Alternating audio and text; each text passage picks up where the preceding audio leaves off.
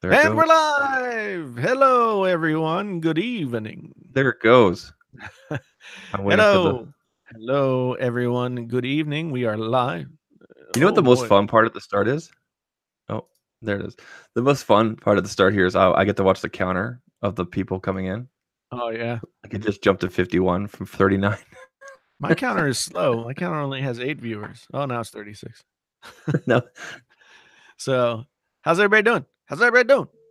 Yeah. Genosis, good to see you, my friend. no, it is. Mediocre Tech, nice to see you. Tech for your needs. Long Dong, Charles Stewart has been timed out. um, Wow, that was DJ quick, eh? Money is here. Shroom God, Nathaniel Pruitt, Razor 22 Gaming, Exemplar One. Oh man, now everything's coming in. Everybody's just coming in. Rodrigo Pinto, good to see you. Tech Rant, of course. 92 people watching. Yeah, here we are. Nobody can spell my name right. 3 letters. Still can't Z spell it A right. K, Z A K, Z A K. Just think about yourself doing the USA chant with those I three just think letters. it's funny. Or if you Yeah, want to be a real rebel, say Z. Z-A-K. yeah. Because that's the proper. We don't kowtow to no queens. Hey, everybody, look what I'm taking tonight. He's They're taking not a sponsor, but maybe they should be one. candy. G Fuel Energy Crystals. I'm going to down these right now. The whole. Don't It's do only it. 12 ounces, but Are you supposed to drink the whole or chew the whole thing? I apparently so. I took one of these last week with a Red Bull. I now have videos lined up all for during Vid Summit. I filmed 4 videos. They're all like gadget, cool Yeah, videos. yeah. I keep I just across the best portable power unit yeah. I've ever found. You I guys will see. just got these in the mail today. These are What is great. that? These are the Sennheiser Amiibo 360 recording, noise canceling, everything, and your brother headphones. It, Nice. it's insane. They're insane. Like literally, the box says 3D recording and high fidelity headphones. Okay. So there are microphones on either bud, Okay. and I guess you can use this to. These mics are made by Apogee, which is a great audio company. Mhm. And I guess what you can do is you can record like your 3D surroundings. That's cool. And I don't know why you would want to do that unless ASMR? maybe, Maybe. maybe, but Right. it's got this honking huge little control module. Okay, so thoughts and prayers. Yeah. Okay. Hmm. And like, can you guys hear that? Oh, it's like pop rocks. That's No, exactly what it Mikey, is. don't do it. It's like Mikey. adult crack. Yeah. Good No, stuff. that's I don't know, man. That scares me a little bit. That scares me a little bit. Well, if I'm still going after the podcast, I'll just bring over to my channel. Yeah, geez. I don't know. So yeah, so I just got these things. I haven't even had a chance to put them in my ears. They are lightning only. What brand is it? Sennheiser. Oh, Sennheiser. Okay. They're lightning only, which now that I realize that they like are microphone recording headphones, that makes sense to me, but Cool. I didn't know that that was going to be the case when I picked them up. Hey, But actually we got Sennheiser sent them to me. Doug Houston in the chat here. Doug, good to see you. We got Mhm. El Jefe Reviews. Have you heard that guy? I've heard of him. El Jefe. Yeah, We're gonna all see each other in 1 week. I know. 1 week from Like tonight. exactly like a week from now is when I land in Los Angeles. Mm-hmm. Yeah, I got to figure out a way to drink my coffee around my it's gonna microphone. be awesome. I got to figure out my schedule and everything. Oh, jeez. Oh, there's the first person to mention unbox therapy. I guess that's one of the Oh, topics tonight, right? oh, does he have a headphone on or a video on these headphones? I haven't seen it. I have to admit that I'm not a absolutely completely religious unbox therapy viewer. Um, but I do enjoy his stuff from time to time. I'll have to. No, I'm not going to check out his thing because I want to give my own opinions and not be sullied by the opinions of others. And Mm. these come just right in time because if they're any good, they do noise canceling, and I don't really have any decent noise canceling headphones. I need them for the flight. And yeah, heading off to Vid Summit. Don't know exactly what, man. It's just been so busy. It's been crazy, people. It's been really crazy. I don't know what to do. If you're here in the chat tonight watching us live, I appreciate that you're here. You are all great. And all that stuff. Thank you so much. If you're listening on audio and you want to come join us live, it's every Tuesday except for next week on at 8 o'clock my time, 9 o'clock Eastern Standard Time. And we just kind of roll through this stuff. We do a little bit of pre-show, we do a little bit of warm-up, then we talk about our topics, then we do a lot of after show. So tonight, for the podcast part, we are going to do our best to stay focused on what we have decided to talk about. And then we may have a special guest later on. Original Dobo, thank you for the I super wish chat. you guys could see this. So Jason usually sends me a nice, link with like a Flipboard thing with all the different topics we're going to talk about, and we just kind of go through the stories really quick.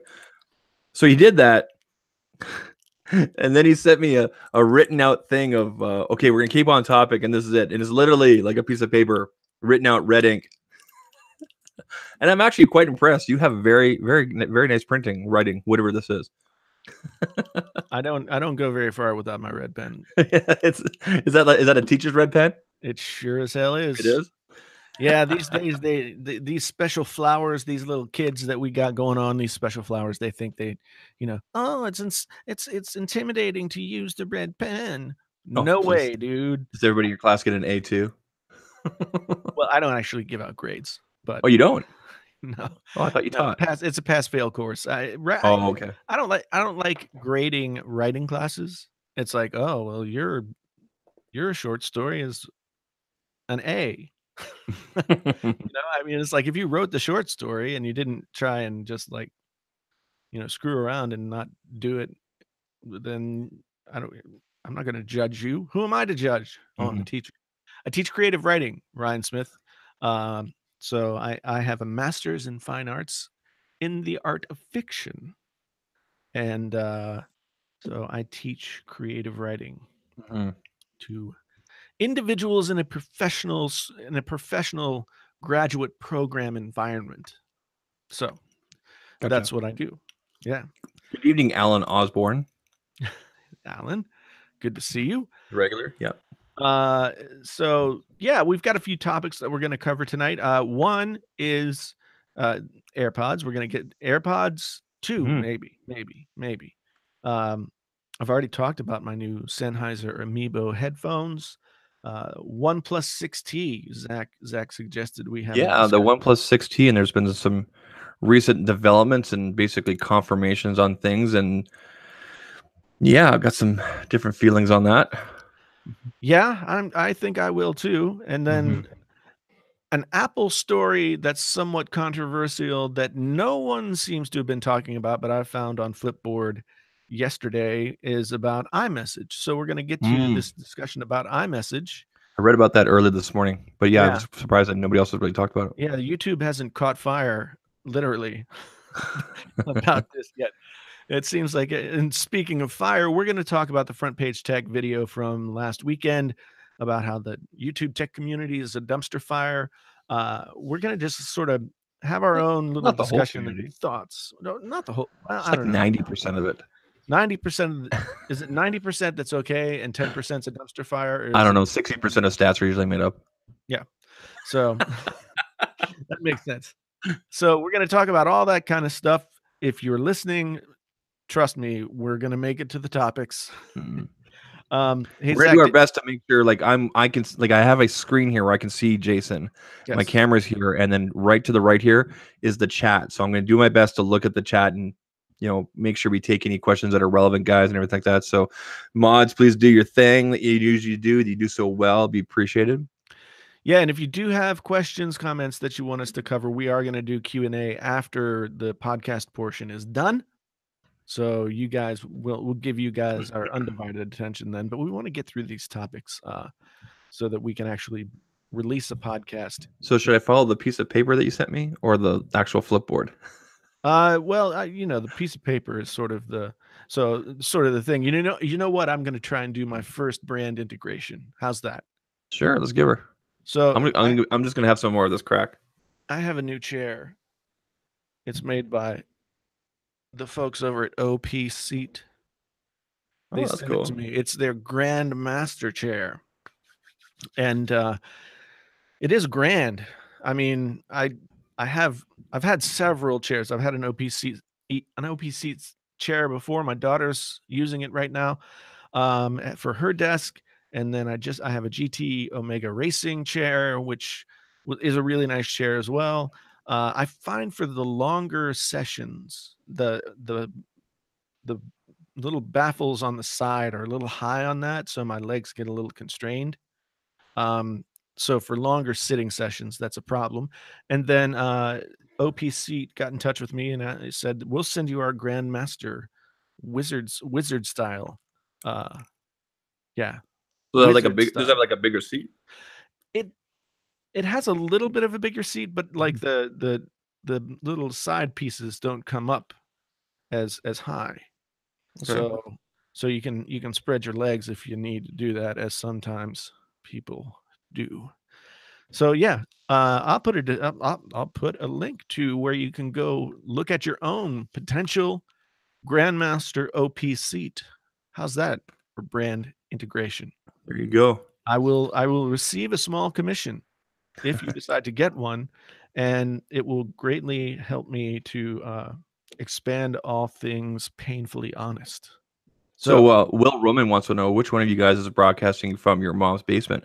Will, I'm actually broadcasting from your mom's basement. She was good last night. Jason, on the other hand, is at his own studio. I'm in my studio. That's correct. And my studio is a garage. I'm in a guest room that I converted into a studio, I guess, if you will. Yeah, man. You know what? Broadcasting from anywhere is better than, snide comments about it from nowhere. Mhm.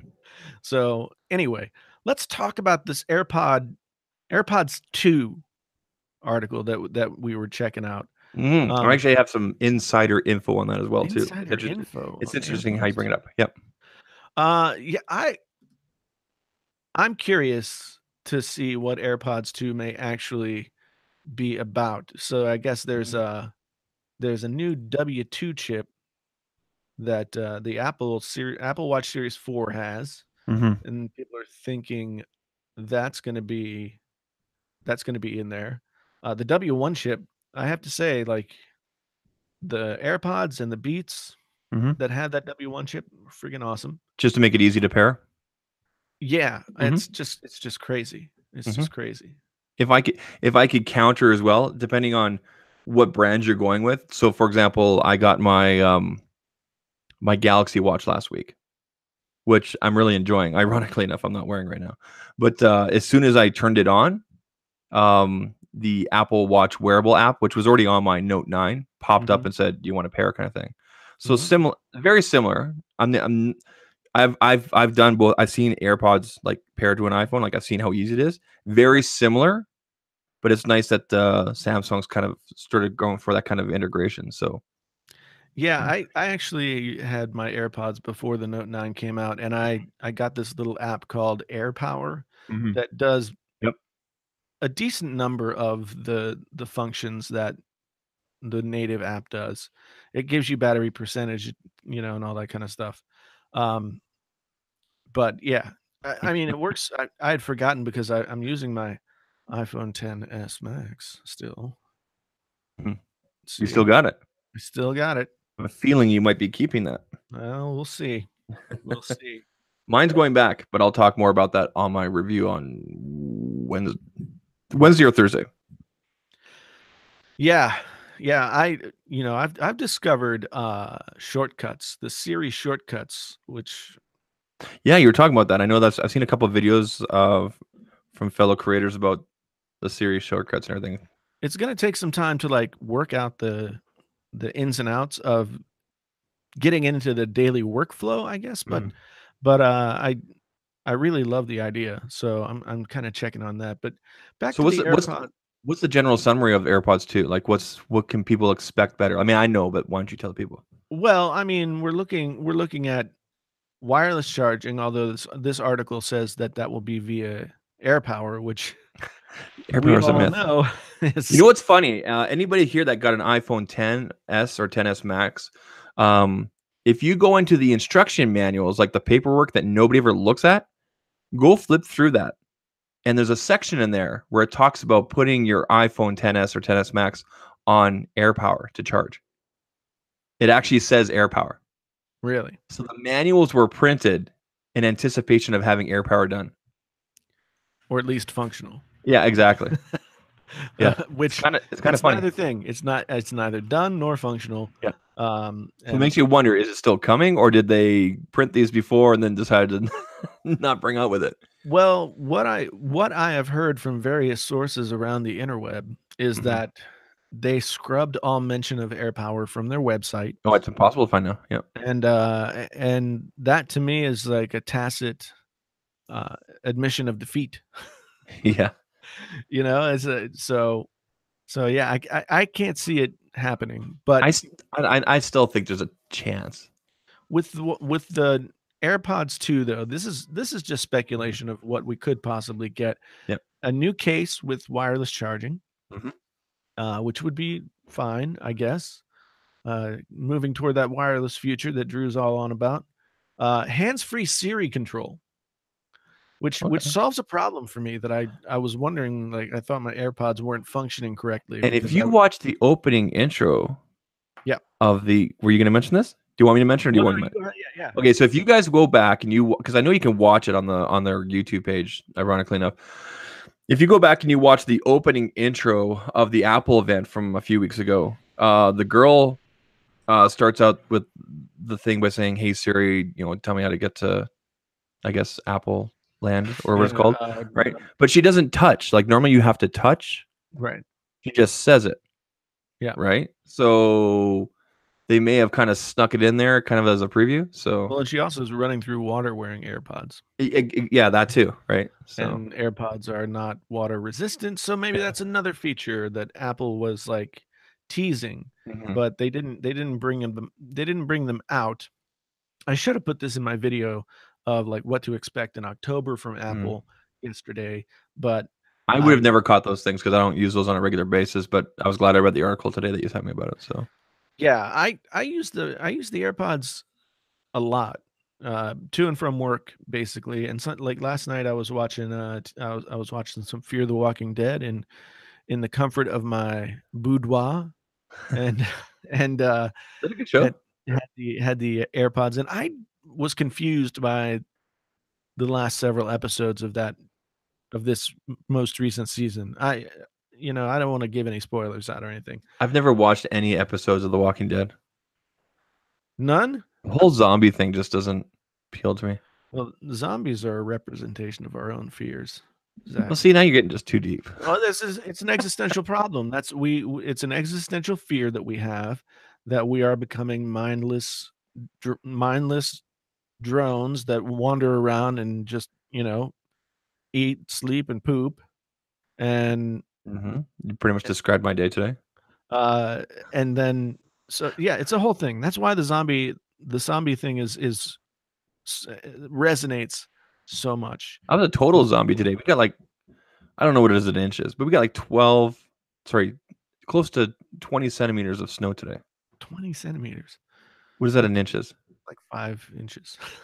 I don't Like know. we were only supposed to get like 2 or 3 centimeters, and it completely messed up traffic. I walked out the door. I went, nope. It was 70 something degrees here today, which was annoying because it was still like Yeah, but did you get really. snow? No, we Then be didn't. quiet. Where, Then you have nothing to complain about. well, that's your fault for living near the friggin' Arctic Circle. Don't blame me for your choices. I can't wait to be in Los Angeles in a week. No snow. No snow, and it's always perfect weather. So, Ryan Smith, I have watched Ozark. It's very good, although I liked season 1 better than I liked season 2. okay, we're doing the off-topic thing. I know, I know. Health sensors is another thing that the AirPods 2 may, in fact, Mhm. bring, You know, similar to, I guess, what we're seeing with the Apple Watch Series 4. Mhm. We might be seeing some sensors, and I mean, there's already sensors in the AirPods, so the functionality of those could be extended, Mhm. uh, monitoring workouts, et cetera, et cetera. So I don't know exactly. 7, almost 8 inches of snow you got, There you go. Thank you, according to Tech the Rant, chat. Justin. Yeah. Yeah, so I mean, it said there's no speculation on whether or not they'll sound better. Yeah, And that I didn't see any mention of that, like bigger drivers or anything like that. But I mean, they're already pretty much perfect as it is. the thing is, like, they sound good as long as you don't compare them to something else. Yeah, that's But true. if you have another set of headphones on and then you put in the AirPods, you're gonna be like, so, you know, I like them for listening to podcasts and audiobooks and that kind of thing, but and music isn't that bad most of the time. But I would like to see what, I don't know, AirPods Pro, where they actually sounded really good. I'd pay Mhm. $250 for that, but, you know, your mileage may vary. Uh, but the AirPods are probably the best thing that's come out of Tim Cook's Apple, in my Mhm. opinion, Mhm. which is which is I don't know if I mean, that's a good thing, yes, of course, but it's also like, that's an accessory. You Yeah. well, I mean, maybe the Apple Watch is also equally as nah. I mean, AirPods, can't keep them in stock. Can't Yeah. keep them in stock. Well, okay, so here's a little insight on AirPods too for everybody. Okay. Okay. So for the 260 of you watching and listening right now, actually, my parents might be watching this right now because I told my Mhm. dad about this finally. Okay. I'm like, hey, Dad, I do this thing every Tuesday, and I told him on Sunday we went and saw Paul McCartney. Oh my God, we'll talk about that Okay. more later. Anyway, so for those of you guys, for those of you that don't know, you guys, some of you do know. Obviously, I work for a cellular accessories distributor here in Canada, so we represent various brands such as OtterBox, LifeProof, Moshi, things like that. A Mhm. lot of mid to higher tier type brands, and one of the brands that we represent and you distribute is Apple OEM accessories. Right. So you know the leather Like cases and like the this. yeah, exactly. Oh yeah, you got that beautiful. Is that the saddle brown? Saddle brown, That looks nice. Does it yes. smell good? No, it smells like plastic. It's not. Well, here's the thing, they put a Is it vegan plastic leather? yeah, It is. Okay, so it's they leather. they they put a plastic sort of overcoat on it, Okay. and in order to start getting it weathered and sorta doing that whole thing, Hmm. you have to sand that leather coating off or just wait, but, Yeah. I mean, I don't It'll age nicely. this is not the color that I want, and so I'm Yeah. gonna try and get to the color that I want as quickly as possible. It'll age anyway. So we represent different brands, including Apple OEM, like you said, right? Like you showed right there, and you know, um, our two most popular SKUs that we sell out to different dealers and whatnot that purchase from us are the 3.5 millimeter headphone jack and AirPods. Right. And recently, we were asked, our purchasing department was asked by Apple to maybe reduce down and kind of start getting rid of our AirPods. And of course, the follow up question was like, why? Like, it's our most popular. And they said, just trust us. That's all they said. Yeah, I've heard that before. So read into that how you want, but I think it's a pretty good indicator. So, Yeah, I mean, I don't see how they would release a follow-up to AirPods without doing some kind of upgrade to the sound. Um, mhm. I mean, they sound good, and the average oh my god, I freaking hate the average consumer, because it just His name's Judner. He's got a channel. He's like 2 million subs. no, he's your average consumer, Your average. Oh, your average. Yeah. Okay. not the average consumer. Um, uh, most people are gonna be like, "Yeah, these sound fine," Hmm. and I'm a snob. That's how it is. Hmm. That's the way it goes. I'm looking for great experiences, but anyway. You know, we received. Sorry, I just took another shot of this stuff. Can you guys hear it? we Yes. we received Is anybody out there old enough to remember Pop Rocks? These things are this stuff's like adult crack. That's great. Anyway, we receive probably like 200 or 300 of those things at a time, Mm-hmm. and we sell it like that. Right. Like when I look at the back orders, we have like 400 in order and 512 already committed. Right. Right. Crazy. It's crazy. Yeah. Yeah. I don't know. I'm sorry, man. Yeah. Well, so this reminds me of, I'm trying to stay on topic, but I'm the worst. I'm so sorry, man. I know I'm gonna get fired. no. For those of you old enough to remember Mikey from the Life commercials, give it to Mikey. Mikey will eat anything. Mikey likes it. Mikey likes it. The urban myth that went around was that, yes, Tech Rant, that the actor who played Mikey later in his life ate Pop Rocks and drank a Coke and exploded.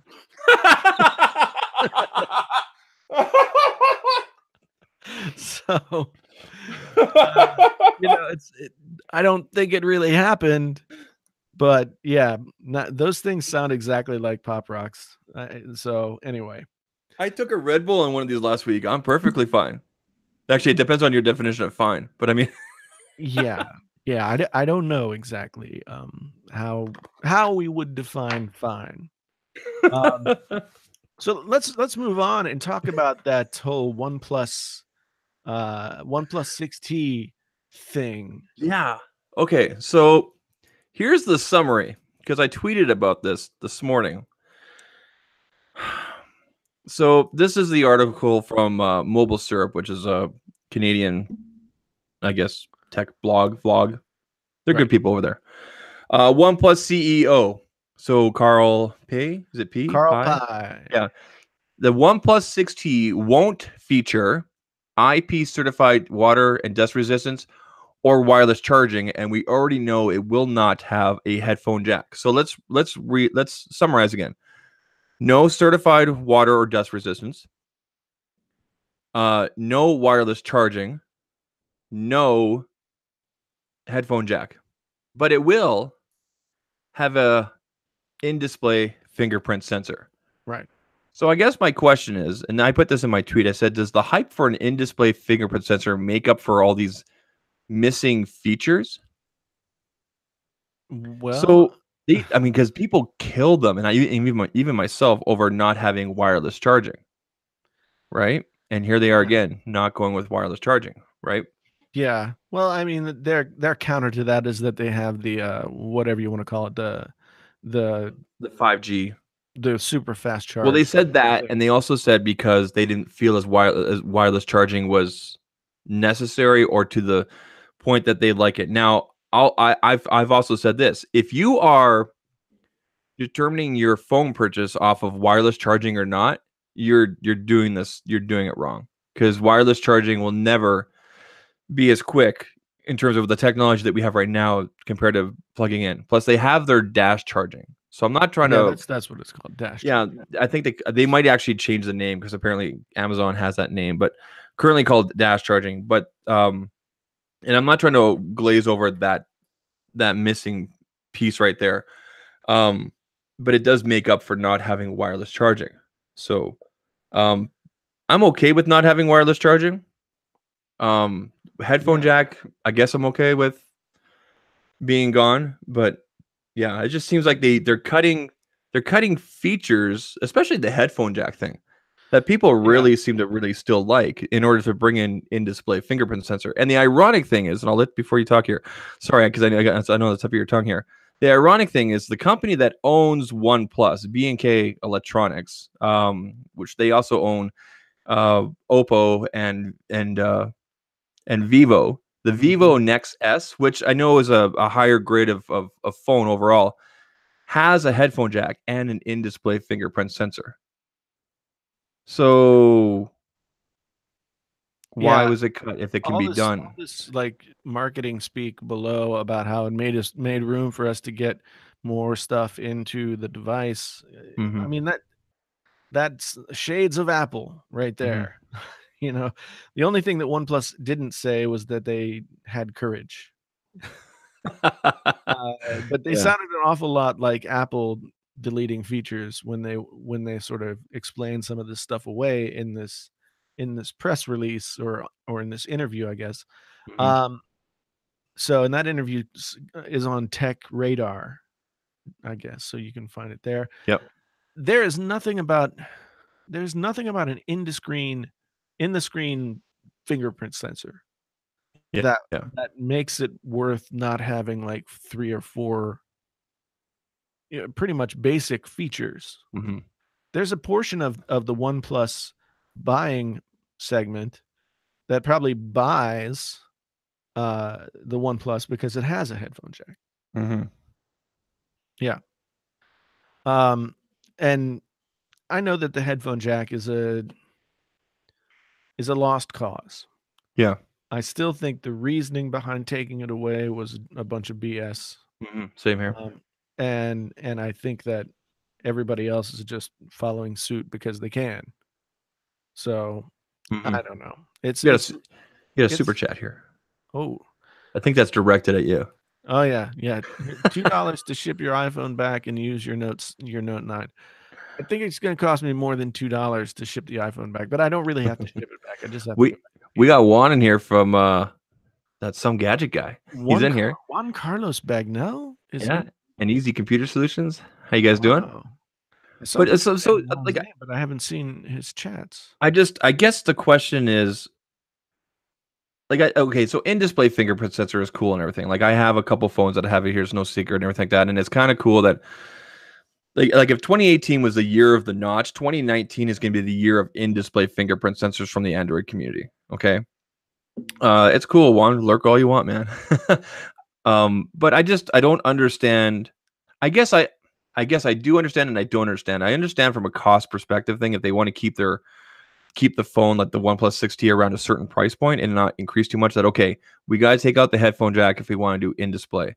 We've got to Right. take out. We can't do like they were very clear. Carl actually says right there we didn't pay for the certification for waterproofing or dust because that costs money to get that actual certification. Mhm. Right. So I mean, thank you for the transparency on that part. Right. The headphone jack thing, I think they're kind of shooting themselves in the foot with that because I mean, as Samsung has kind of proven with their devices, people still want that. Yeah. You know, Yeah. people still like having that feature. So do I. Yeah, I don't know. I think the IP certification is something that gives people peace of mind, perhaps. Yep. Uh, and it doesn't matter if it's just a matter of paying for it. It's still one of those things where if you can put it in the marketing materials, then, you know, Yeah. Yeah. then it's good to do it. And I get that they're trying to stay close to the price point where they feel like they're gonna be competitive in the US market. hmm But I wonder if a lot of US buyers won't look at this and be like, "Well, it doesn't have water resistance, it doesn't have wireless charging, it's got Yep. this fingerprint thing, and that's cool," but, I mean, they the also have water. the fastest screen unlock. Yeah. So The water droplet notch. I guess now it yeah, looks nice. It actually looks nice. Like that kind of notch I can deal with right, personally. right. I actually think it looks quite nice. So good on them for that. Partnering up with T-Mobile, if that's true, that's awesome. I've checked with the Canadian carriers here. Nobody's heard anything yet, but usually what happens is an American carrier is announced and then the Canadian one just kind of comes out of nowhere. So Yeah. I I I find this kinda disappointing. I was somewhat excited for for the 6T, but now I find myself just like, I don't know. yeah, that's I think after the initial blush of like, "Oh, that's cool," yeah, people will be over it. you can bet their marketing is going to go hard about whole in display and reduced notch. They're going to go hard with that. And they're Yeah, going to kind of try to glaze over the whole no yeah. headphone jack, no wireless charging. Because I this mean, is the because phone that's coming to T-Mobile, right? yeah, apparently so. Yeah. Yeah. And they're gonna, they'll do what they normally do, which is disrupt the market. I mean, I think it was MKBHD that said it the best. He said with OnePlus, you get 90% of what all the big boys are doing for 50% of the price, and it's true. It's Now it true. feels So like more like 80%. Yeah, yeah, exactly, right? But Yeah, so I guess it is kind of, but it's kind of funny because they market themselves and everything as this great alternative, and you don't have to spend a whole lot of money against like Samsung or Apple, for example, right? You're getting all the great stuff that these guys do, and we're not going to charge you an arm and a leg. But like you right. said, are you? Yeah, we're just gonna. The price point of the OnePlus phones has slowly crept up to.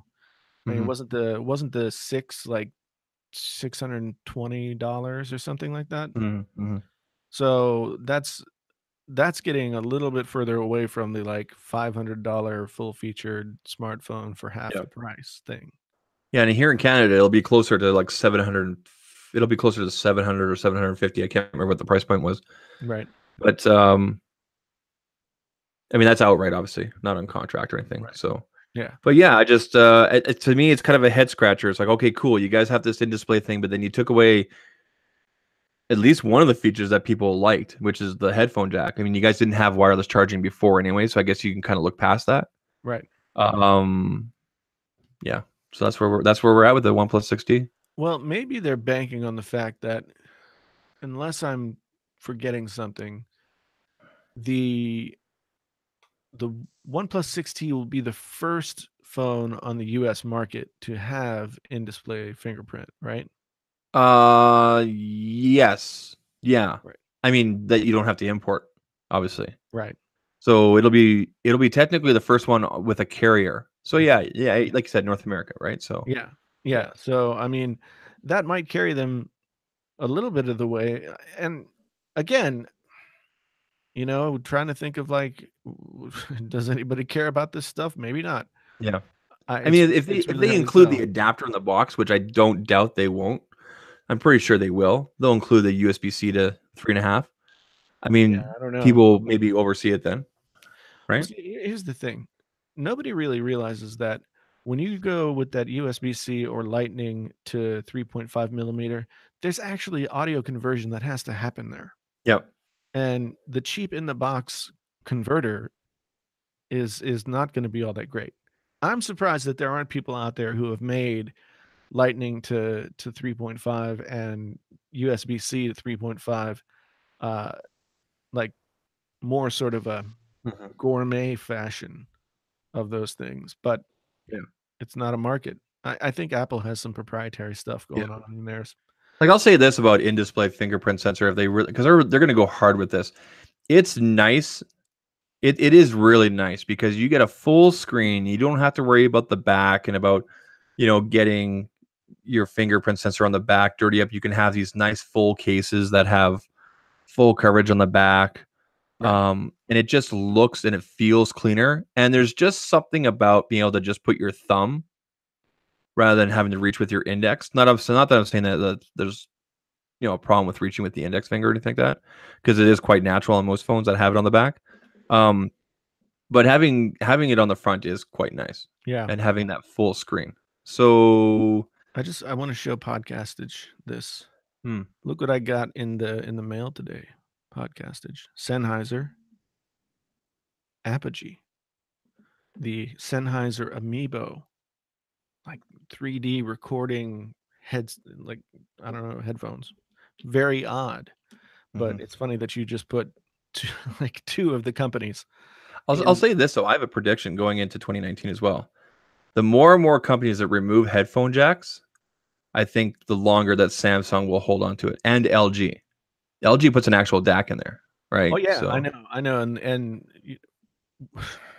that LG every from the V20 mhm. on, that DAC is special. Well, the V40 is looking deadly too. Have you seen some of the leaks on that? I have, yeah. Yeah. I think it's going to be an awesome phone, but once again, it's LG. They have a Mhm. crappy skin and they can't market themselves. Yeah, yeah. So it's like, and I think somebody said it on a stream that we were on earlier in the week or late last week, where it was like the boot loop issue that LG suffered. Oh, it happened like Really, what with one or two phone? I think one phone that I can recall, and everybody then make. I always see the comments when a new phone comes out from them. Oh, enjoy your boot loop, Because it Yeah. happened with one phone. Come I th on. I think it was widespread on one of the earlier phones, and that's where it comes from. Yeah. But I you know, whether or not it happened on one phone or 1,000 phones, Hmm. if the thought is in the mind of the consumer, then it's gonna be impactful. And LG's tried to, like, sorta make up for that by giving you a 2-year manufacturer warranty and everything like that, but Yeah. they don't sell that. Like, I don't know why they don't they could be saying, like, "Apple gives you 1 year, Samsung gives you 1 year, we give you 2, we're guaranteeing you that." Yeah, the LG G4, um, is the one that had the problems, I guess. Uh, but they don't know their marketing is all like, "Look, we got Joseph Gordon-Levitt doing a lot of crazy things." And I like Joseph Gordon-Levitt fine, but he's not selling me a smartphone, Yeah. you know? So, that's kind of the frustrating thing about LG, but if they I'm not so convinced that Samsung will keep the headphone jack. I don't You know. don't I think hope they so? do. I hope they do, but Yeah. I'm not sure if, like, within the next 2 cycles, they won't get rid of it. You know how they successfully get rid of it? They send out like Icon X earbud True Wireless or something like that with these phones that don't have a headphone jack. Can you imagine what kind of that'd be Yep. awesome.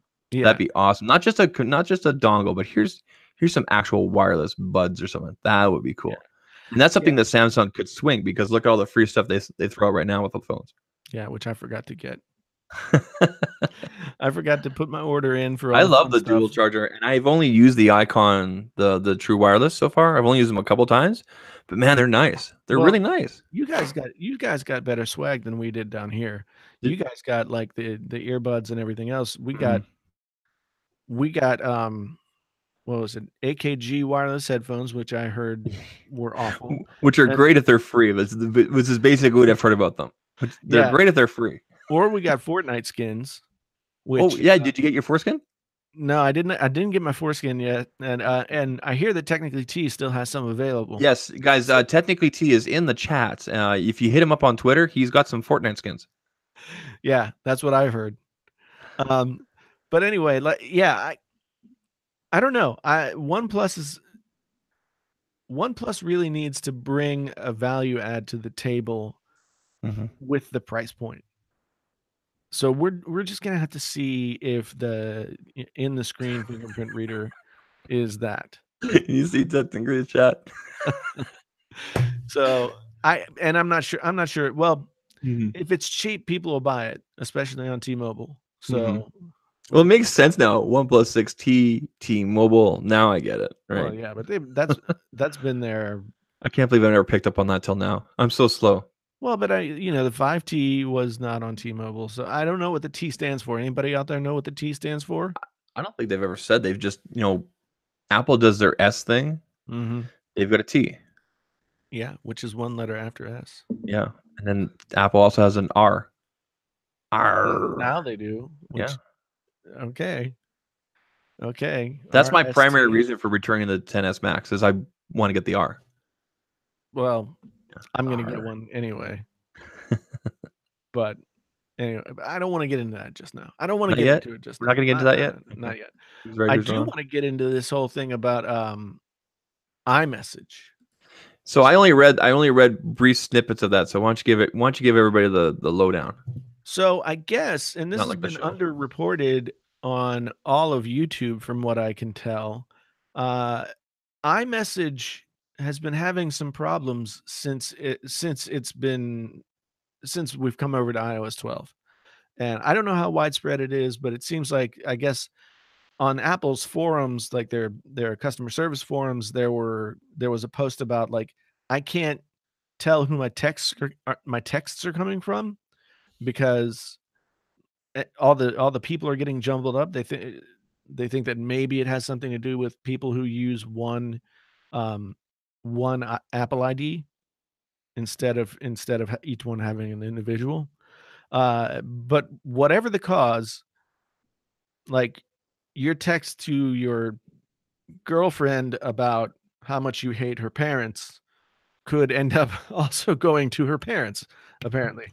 And Yeah, there's just if somebody has multiple numbers on their profile, right, is what it is. Yeah.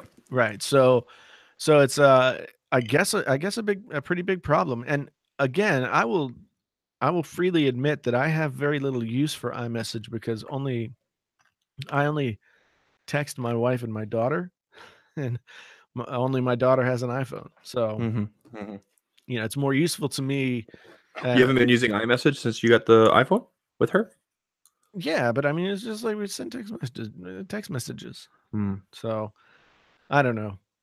She's got some like Disney font for her texts. I don't know how she did it. So does it come through on your end as Disney? Yeah, it's like this weird looking like Disney looking like Walt Disney's signature So looking iMessage is font. the only feature of the iPhone that I have not used during my trying to get back into it. Yeah, But yeah, I'll talk more about that in my review. So yeah. I don't typically use it because I just don't have any reason to use it. I know that a lot of people, with a much wider social circle than I, hmm uh, have great affinity for it. hmm But to me, it's not something that I use very much. But a lot of people stay with Apple specifically for iMessage. Like, yeah, I've talked about this before. Like a lot of when I talk to a lot of the carriers, and I'll ask them, typically, what's selling the best, and they always tell me, iPhone 8 or iPhone 10, and right, then Samsung's or everything like that. And then I'll ask them what are the free things that people are looking for when they walk through the door. And it's never this particular order, but it's always these three, which is price point, messaging, and camera. right, Right? right. That's what people are concerned about.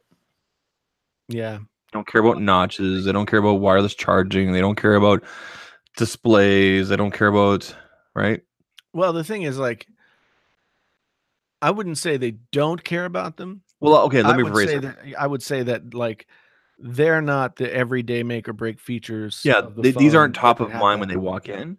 Right. But then when they start looking at the phone side by side, they might say, okay, what's that up there? Okay, that's a notch they put in there for all these different sensors and everything so it can read your face. Oh, okay, Right. cool. Right. Right? Or why does this screen look like this and this screen looks like this? Well, this screen uses an OLED and this screen uses, whatever, right? Yeah. Right. And Okay, whatever, right? And people, yeah, those so are just general questions, yeah, right? but if iMessage is messed up, and hmm again, like, I'm I haven't heard anything about this. hmm Uh, so and some people are saying I use iMessage for video because it doesn't compress, et cetera, et cetera. Yep. Um, yeah, I haven't had the but so many people rely on it so much for so many different things Yep. that if this is some kind of widespread problem, this is gonna be a big issue for Apple. This hmm is another gate, message gate, Message iMessage gate. gate. iMessage gate. Yeah, I don't maybe it is, maybe it's Do not. the kids even know why it's called whatever gate? I don't know if they do or I not. thought Marquez would actually go into that on his video on the weekend, but he didn't. Yeah, And if you guys don't know why it's called whatever gate. gate, just Google Watergate, and that's basically how it kind of Well, I mean, started. so if you grew up in the United States, you had to have gone through a history class where Watergate was was discussed, I would imagine. hmm It was like the biggest controversy ever, hmm involving the US presidency until now. Uh, so, it's a big deal. It's a big part of US history. So I'm assuming people who grew up in the US have talked about it. But I learned about it up here. yeah, Actually, we learned a lot of U.S. history when I was in school. Now that I think about it, really. I know more U.S. history than I don't know about Canada's history. And it's different now with my son. My son's only 6 years old, as you know, Right. but he's learning more now about Canada's history than what I was, which is good, right? So Yeah, we don't have such a um. There's plenty of blemishes on Canada's I know I've history. been listening to some podcasts about the indigenous people and Yeah, it's the pretty big. highway of murders and all that It's kind of pretty stuff. it's pretty shocking, Yep. and definitely changed my outlook on different pieces of history and Right. everything. Yeah. That this is a whole different rabbit hole and everything. But it's good that the conversation is starting. It's good that the younger generation now is learning and stuff like that. So I'm really happy about that. Yeah. Yeah. Um, yeah, just for the folks out there listening, if you wanna hear a really good but yet heart-wrenching and incredibly difficult to listen to podcast, Hmm. um, there's a podcast out there called Finding Cleo. There was a first series, I can't remember off the top of my head what the name of that series was, but Finding Cleo is about these, so indigenous people in Canada who are trying to find um, their sister who was taken and put into, put into foster homes and then adopted out to someplace in the United States, and they didn't know where, and they couldn't get the information. I was adopted myself, and so it's a really impactful and just crazy podcast, but Hmm. not for the faint of heart. Yeah. Um, but yeah, if you're a podcast person, it might be really interesting. I'm listening to one, also a Canadian podcast, called, what is it called? Hold on. Come here, phone. Tell me what it's called. Uncover Escaping Nexium. Okay. So it's about this modern day cult that looked like that looked like some sort of personal development thing, Hmm. and turned out to be like sex trafficking and a bunch of other stuff. Hmm. It's really wild. So I'm halfway through that one now. And So yeah. the next thing we had on the list here was dumpster fire. But do you want to talk about the charging thing first? Sure. I mean, I've tested my own phone to see Yeah. if I can get the charging thing to So happen. you put it on lock and you put it down. Yeah, and I have been able to recreate the problem. Okay. Um, Neither have I. I've tried oh no, many I methods. have. I Oh, have been able to. you have or Yeah, have not? You have. Okay. yeah. And I can get it. And I saw another video. Like I, I don't understand this guy's YouTube channel name, ASBYT. I know the YT stands for YouTube. Yeah. But he's a British YouTuber, tech YouTuber, and he did a test where he took the 5-watt charger Okay. and then I guess his MacBook charger, Okay. and connected the 5-watt charger, and he could not he was able to recreate the problem uh, over and over. Oh, really? And then but then when he would use the more powerful charger, it would always charge. So Okay. I mean, just based on that, I have a feeling that it is somewhat to do with the fact that the 5-watt chargers just aren't like chargy enough to to power the phones. And that coupled with I guess there's a new thing that John explained in his video last night on Front Page Tech about trying to keep the police from breaking into people's phones. Yeah, I read about that as well. Yeah. Yeah. So So I haven't been able to replicate it myself. I locked my phone, I put it down for 45 minutes sitting right here, and then I I just plugged it in. I didn't lift it. I didn't do anything like that, and it started charging. yep. I turned it off, plugged it in, started charging. I did all the different things, and now I know for a fact that my software has not been updated either. I don't use beta. I just have Yep. regular iOS 12 on there. Right. So I don't know what that means. Like I'm assuming you just have iOS 12 on yours, Yes, that but is you were correct. able to I get the issues was happen. able to recreate it, but it's still, in 10 out of in it would probably charge on 8 out of 10 charges. Hmm. So, Yeah, and see, Patrick Von Horn just said a good point. Was what I was about to say here.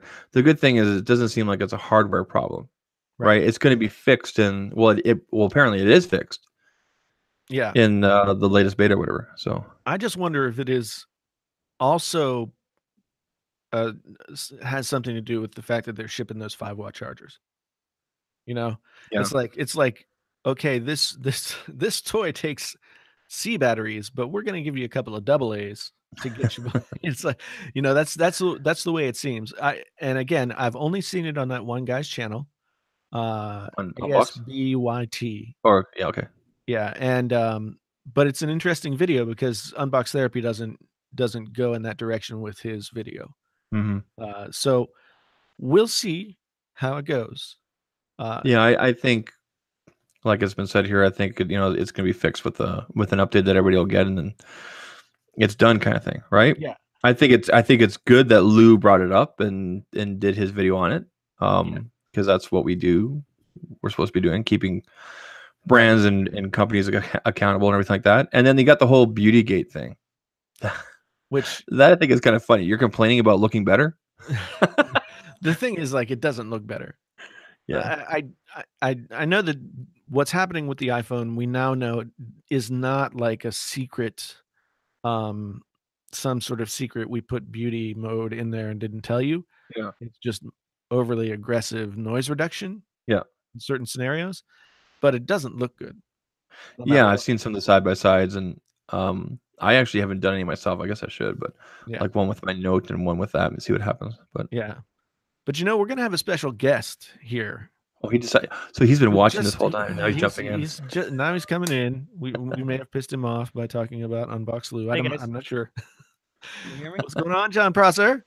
Dude, Say hello to the people. train wreck. Okay. I just got done making a thumbnail and my eyes burn, everything burns. The show is just pure insanity tonight, so I wanted to like show that. So I When's it- stood I took multiple images, one of me just posing, another one of me pulling this eye down, then this eye down, then my Mhm. mouth down, and then I dumped a bunch of like lotion and makeup on my face. And then I went in Photoshop and merged the images so it looks like my face is melting. Oh my god. Like the makeup and stuff got in my eye. And do I look beautiful though? It's kind of like, There's Edgar. yeah, it's evened out my skin. I look like I got beauty mode on. Yeah, well, I don't know if I'd say beauty mode. Better mode. Better mode. Yeah. How are you this evening, Mr. John Prosser? Good. It feels like I have olive oil in my eyes, like there's a film over them because of the makeup. But other than that, I'm good. When's the video? What When is it going up? About an hour from now? Probably ish. Yeah. Yeah. It's Okay. not. It's like we tried to purposely make it a completely like non-controversial show. There's like zero substance in it because I can't do another day like today. So you're saying you purposely went for controversy last night?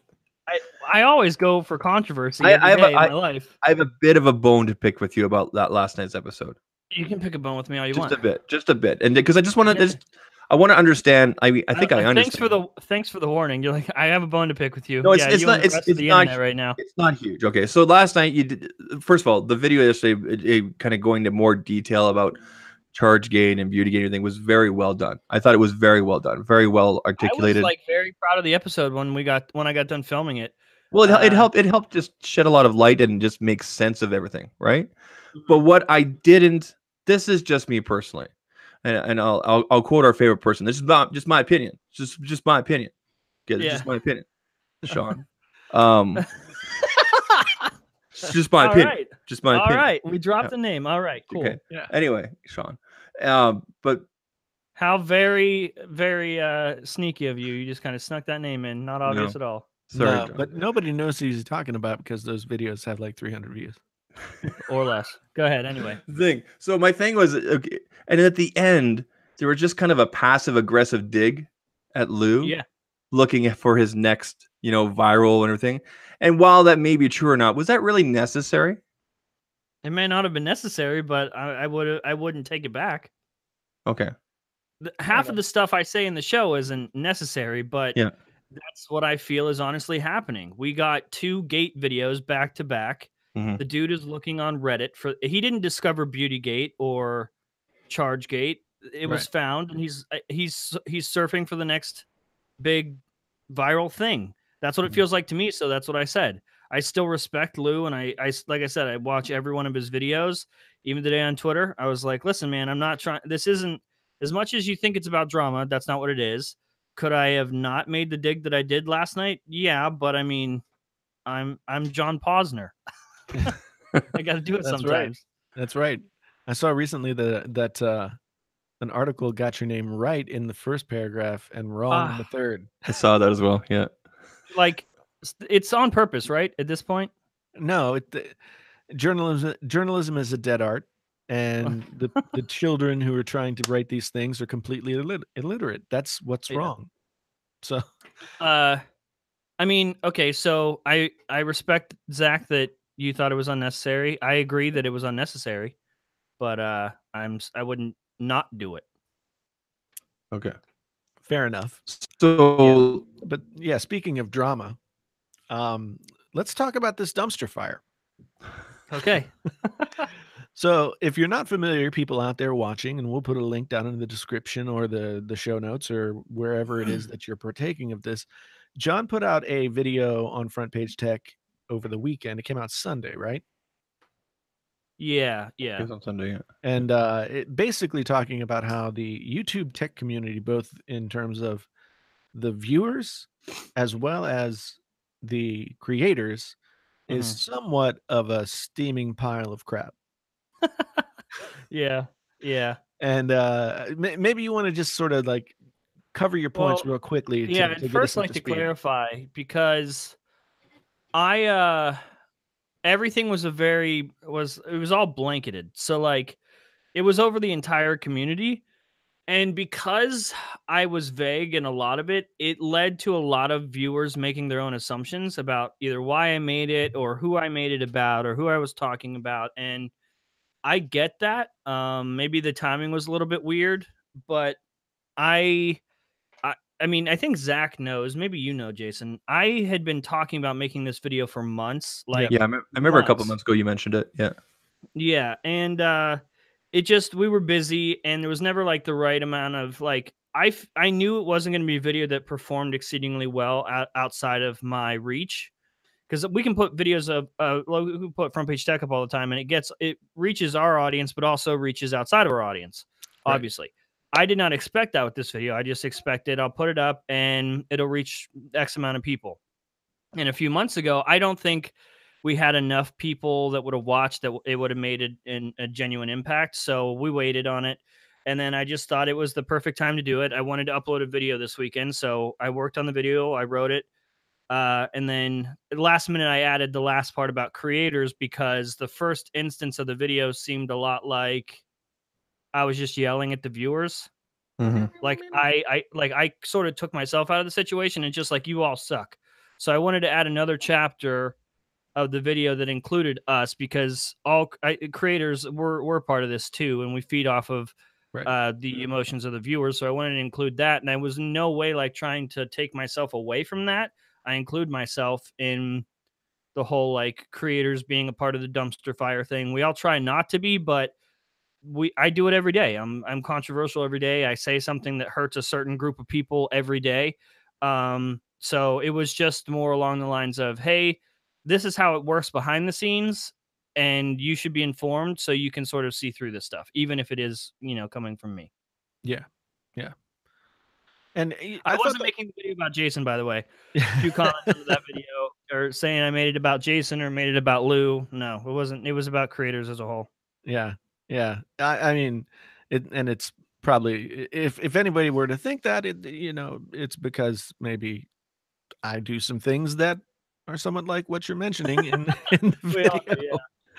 But we all do. I think that was the thing that was really interesting to me about that last part, was that I don't know if the average viewer, but yeah, I don't know if the average viewer recognizes that part of the formula that you have to become familiar with and comfortable with when doing YouTube or writing for newspapers or online or anywhere that you're trying to get people's eyeballs and attention.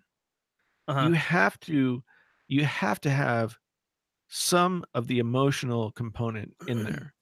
Yeah. You can't just rely solely on getting people's interest because you're going to talk about the phone. Yeah, everyone talks about the phone, you know what I mean? You have to move, but you have to move past the material and have a personal connection, whether it's positive or negative. Yeah. Yep. And recognize that the viewers should recognize that not all YouTubers, because not all YouTubers really try and avail themselves of this, but a lot of YouTubers, I mean, how many times have I been accused of being clickbaity in the past 2 weeks? It's not clickbait if you're talking about what's in the, I know, but what people think is clickbait is actually just me trying to tweak their emotions. Clickbait is old, guys. Don't you guys know the new word now is shill? Oh, yeah. So this right? The shill thing is crazy. So Apple doesn't pay anybody. Yeah. Okay. Like last year was the first time that they ever gave out phones pre-release to anyone. Yeah. And they sent the phones along with like a $2 million check to each person. Exactly. So that they would say all kinds of nice things. Don't say any bad things. Thank you. Yeah.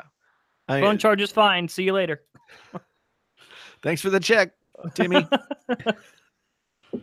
It's really weird that, I mean, I guess I understand it, but nobody's getting paid enough to lie about stuff. Well, maybe some people are getting paid enough to like compromise their own integrity, but yeah, for sure, but not by Apple. Not by Apple, and definitely not people like, the size of John and myself. Nobody, our reach is minuscule compared to somebody like Lou. So, it's Even kind of more like reason why I take Apple's money. But Lou has, ever since the Bengate thing, I guess he's been on Apple's SHIT list. Okay, so would you kind of semi-agree with my statement last night at the end of the show about how it looks like he's reaching for the next viral sensation? Yeah, of course. But the thing is, like, who isn't? He's lucky enough to have had a video that had I agree, views. But my issue with it was that the actual facts were ignored for the sake of a scandal. I see what you're saying. I guess if one of us like tried to make a viral sensation and sensationalize an issue with Apple, I would almost expect us to be that shitty.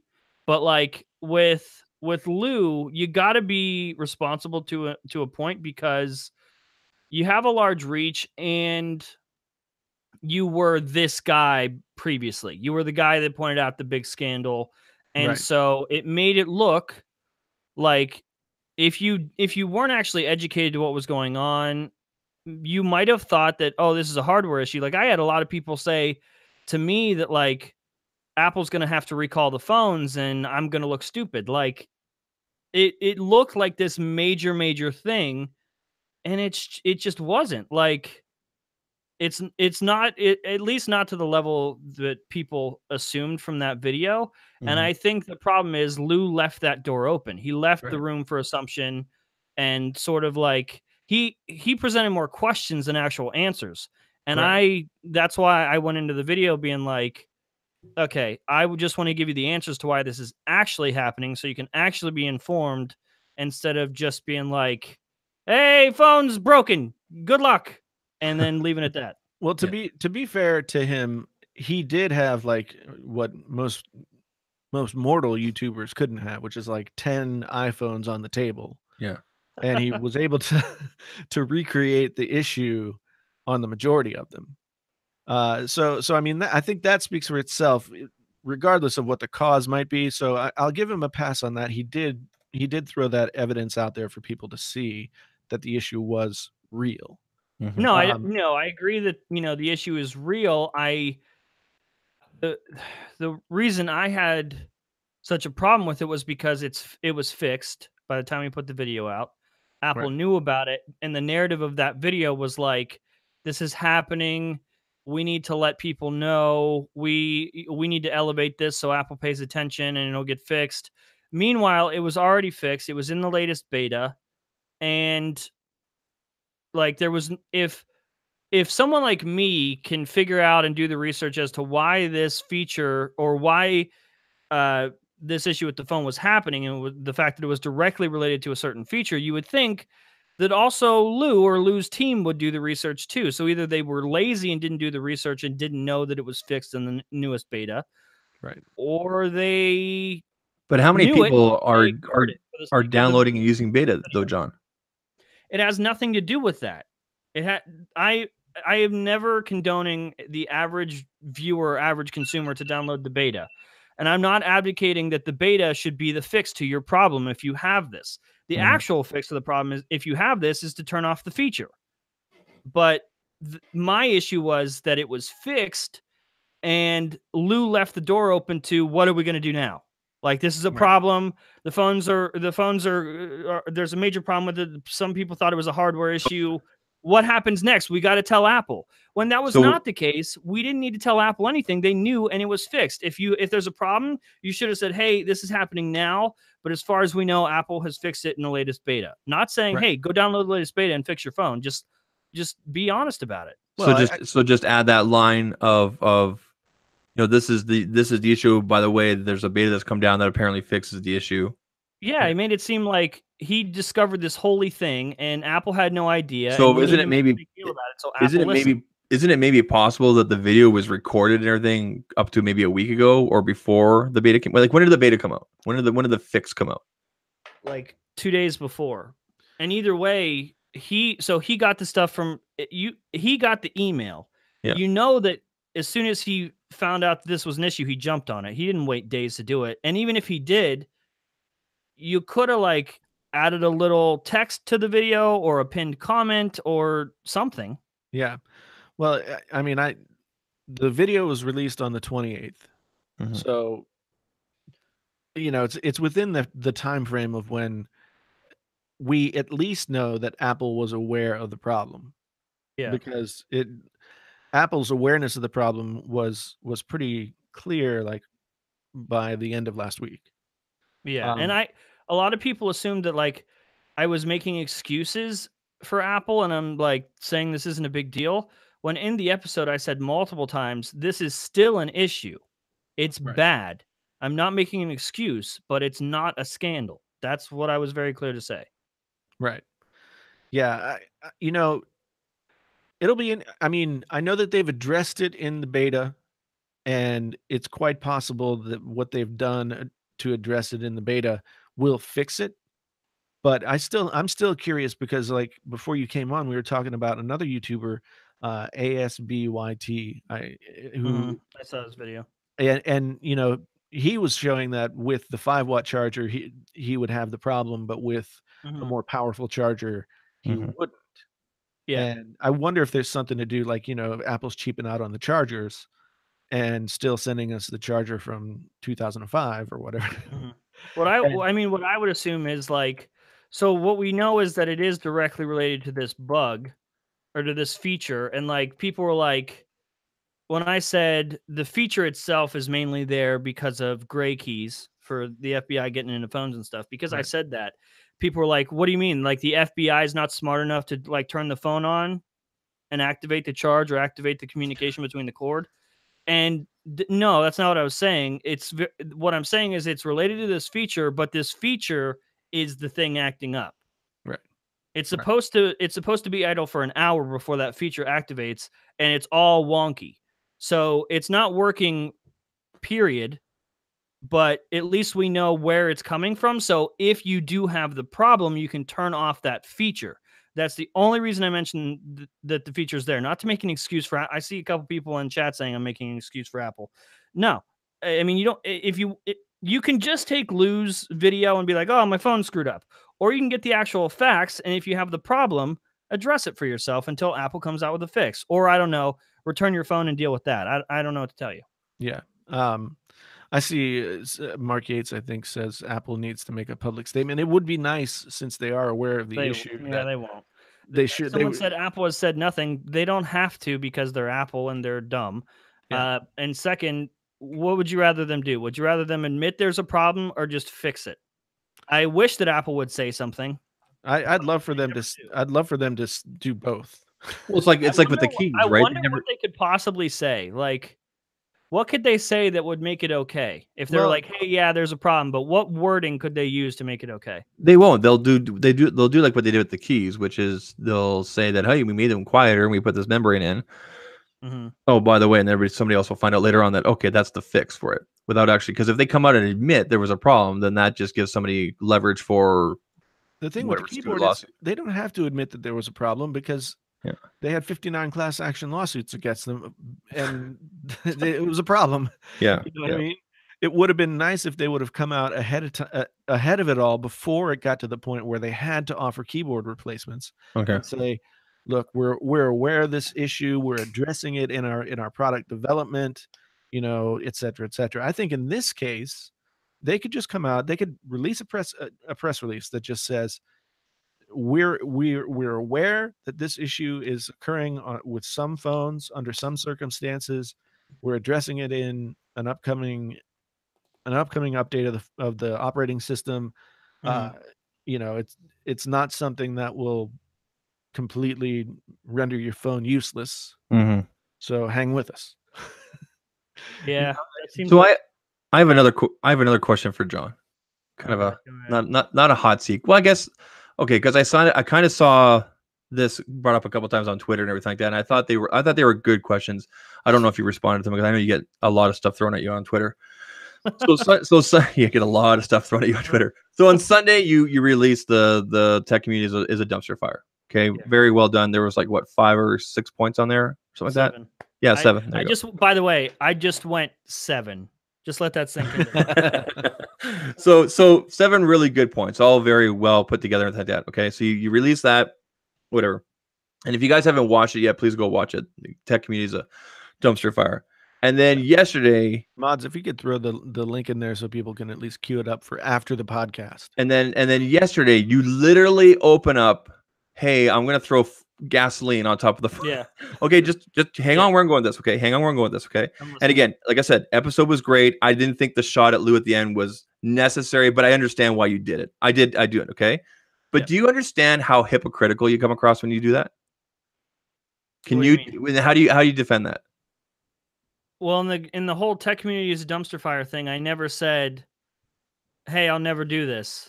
That's why I opened up and said, today we're going to dump some gasoline on the fire. Yeah.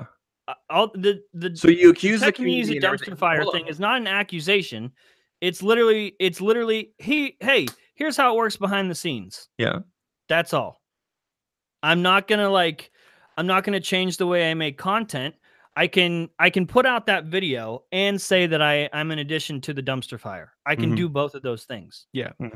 Well, I think to John's point, he did in the early part of the video include himself in the dumpster fire. And I see where you're coming from, Zach, in terms of like, I'm just because I know people have this question and I know what the perception. I mean, my perception of John and everything like that is completely different from other people. And John knows that your perception of me is different than 99% of people. Well, and that's it. No, hold on. Wide Man is saying what Zach is correct. It's not about me correct. I'm asking John the question because it's been thrown at him from so many different directions and so many different foul different ways. I'm trying to just give John's got a platform right now with 328 people watching live and however many people will be listening later on.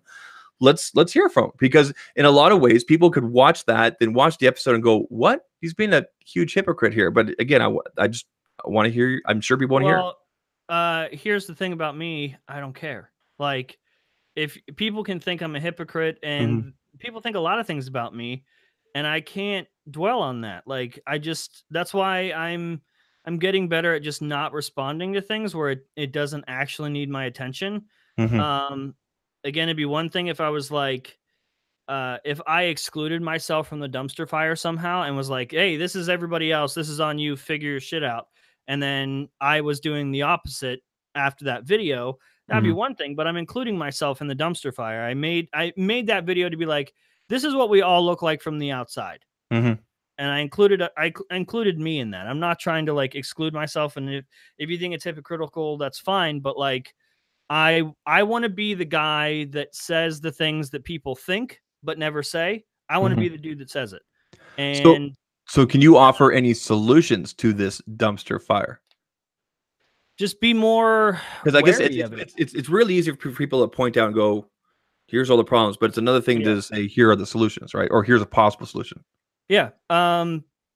There's never going to be a solution. Like, it would require everyone work. It would require viewer cooperation. That last bit about creators is that we behind the scenes know this about viewers, and we're able to take advantage of it. Because, you know, for the viewer, a lot of it is just a it's a one-on-one thing. They leave a comment and they're like, oh, okay, I hope he sees it. For us, the creators, we don't just see that one person. It's not one-on-one. We see thousands of these same type of comments. So creators do a really good job at like taking advantage of that. But even think about it this way, even if all creators, you know, watch that video and they completely change, and we never took advantage of how the viewer feels emotion wise, the viewers wouldn't change. That's the constant variable that we cannot control. Stop watching us. Yeah. We can't control that part. So we're always going to cater to the viewers and their emotions, and we'll always rely on that. There's never going to be a solution. I don't know if it's going to get worse or better. I literally made that video to be completely self-aware as a creator, and to let the viewers know what it actually looks like from the outside looking in. Yeah, and I think it's important to recognize that not only like we as creators get to see some of the worst of the internet. You know, let's go into your held comments section. Yeah, we can take a trip into my held comments section tonight. And let me get there. But while I'm getting there, people don't feel like there are any consequences to crapping on people on the internet. And I mean, that is what it is. Whatever. As my channel has grown, I've just come to expect a certain level of crap. And you know, that level increases with all of the with the more subscribers, the more crap, right? So a good example is, where is he? Someone in the chat just said, oh, LB or something said only John has a problem with Lou. See, that's the thing where his own opinion, or her, I don't know at this point, their opinion is the fact there. And that's not the case. There are thousands of people that agree with me and have the same issue. It doesn't mean that we hate Lou. That's what I don't understand. Like, I woke up to Twitter this morning with everyone wanting a war. Literally, they were like, "This is like Machine Gun Kelly and Eminem all over again." Oh my god! I specifically said in the video, like, I respect Lou. I watch every single one of his videos. As a viewer, I can have a problem with this and still not hate the guy. Like, I don't understand where the assumption is that I have a problem with Lou, I'm jealous of Lou, and I hate him, so that's why I'm saying this. As a viewer, you can have a problem with something that that your favorite creator says, and still, at the end of the day, respect them and watch them. Yeah. I mean, I think that the logical fallacy is that if you are a fan of someone, to say anything critical automatically disqualifies you as being a fan. You're automatically a hater. Just ask Travis MCP about that. Yeah, with his MKBHD video, which was, and I went through it with the Can You Trust series. Like the first few Can You Trust videos that I got that came out, you know, my MKBHD Can You Trust video has like a 50-50 like dislike ratio. Yeah, you know, it's like 2,000 of each. Well, like I want honest opinions, because like someone in chat just said it's just YouTube, it's not that serious, and I've seen that a lot. Why is it serious when it's a company involved? If it's a company involved and we call them out, why can no one just laugh it off? Why is it, no, it's a problem, you can't ignore it, it's a serious issue, we have to hold them accountable? But if it's a creator, somehow now it's just goofy make-believe land and we don't need to take it seriously. I don't think that is the case. If we're allowed to hold companies accountable, why can't we hold creators accountable for not sharing all the facts? Well, I think that's a great point. And I think for anybody who is sort of like downplaying, whether it's for convenience or otherwise, the impact that YouTube can have on not only the marketplace, but on you know, the individual thoughts and feelings of people. YouTube has what, 200 billion users. Mm-hmm. It's that's a crazy insane number. I mean, it's not that number, but they have a crazy insane number of viewers. YouTube is the second largest search engine on the whole internet, and people come and watch YouTube to get feedback. Mm-hmm. Whether or not they're, some people come looking for validation, some people come looking for some help to make a purchase decision. Some people want to have opinion, some people don't. Mm-hmm. But to say that it's just YouTube just really downplays the fact that YouTube is now the new space where these kinds of conversations happen. Mm-hmm. And it really gives us an opportunity in the tech community to vet these products in ways that has never been possible before. Yeah. We should have. I thought about this afternoon, but I don't know if he would have even responded. We should have asked Lou to come on. I sent him a message today. Oh, did you? Did you? Yeah. Okay. And I've sent him direct message. No. Okay. I've sent him messages to inviting him on the podcast several times because ever since I did the Can You Trust unboxing. But you just sent him one today? Yeah. Oh, you did? Okay. Yeah, I mean, not specifically about today's podcast, but he's certainly welcome. He's always welcome here. Yeah. Yeah, I just don't think that. I don't know what perspective you have when you have 12 million subs. I don't know what I mean. I know how. I want to know the story from him, how the video came about. Right. Like, did they? I mean, I guess you just have to take his word for it. But I want to know, like, when was it recorded? And was it before the thing came out? Because then it would give a little more context of what's kind of happened here. I mean, honestly, like, we can only assume, but what I think happened is he got the email, he looked it up. There was more than a few people having the same issue. He tried to replicate it. He was able to replicate it. So he jumped on camera and he made a video. Mm-hmm. Right. I mean, I can't say that I wouldn't do that. Oh, I'm always looking for that opportunity. Yeah. I can't say that I wouldn't do that. I would have just, like, I don't know, followed up with it by now, or like at the very least, when I go on Front Page Tech or something and I do sort of spell out what's actually wrong,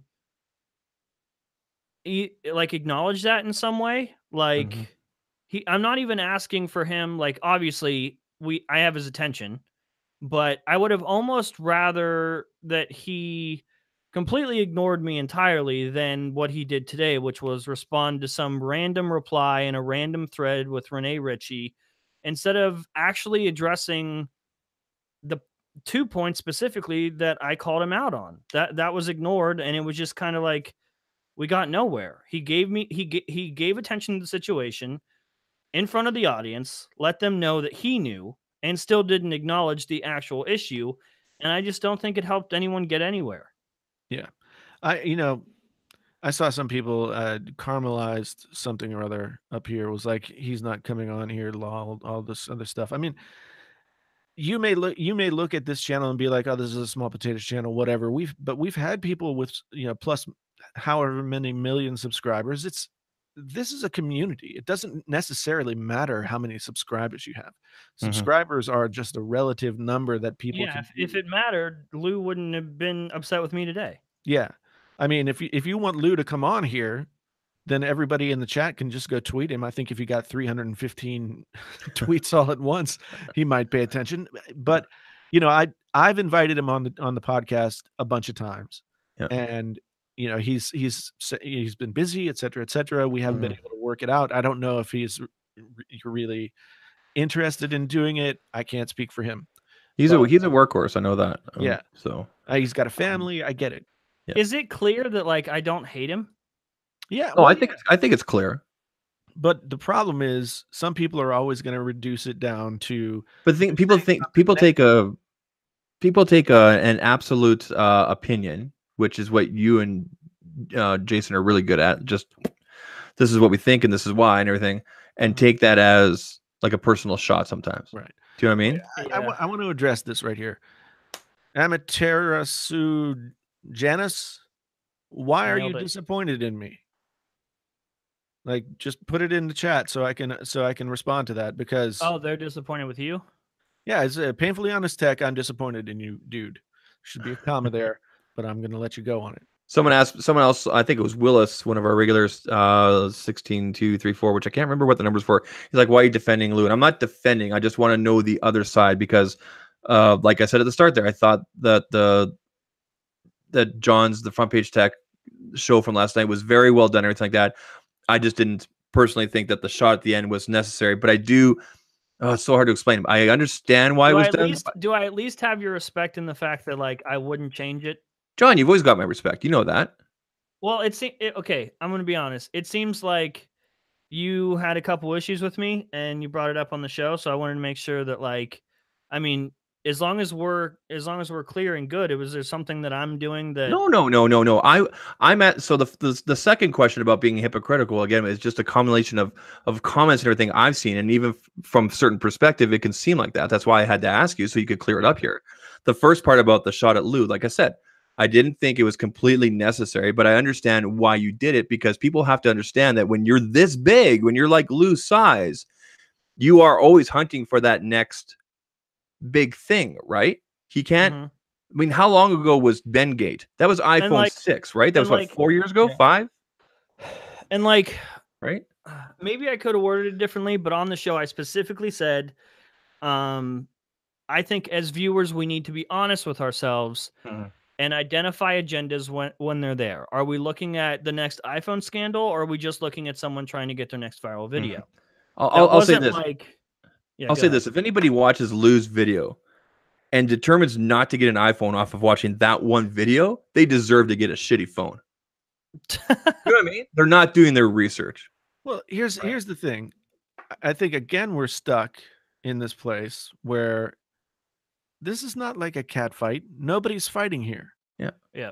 You know, we're on here discussing issues that are germane to the topic that we started to talk about, which is whether or not and how the YouTube tech community is somewhat dysfunctional. Okay.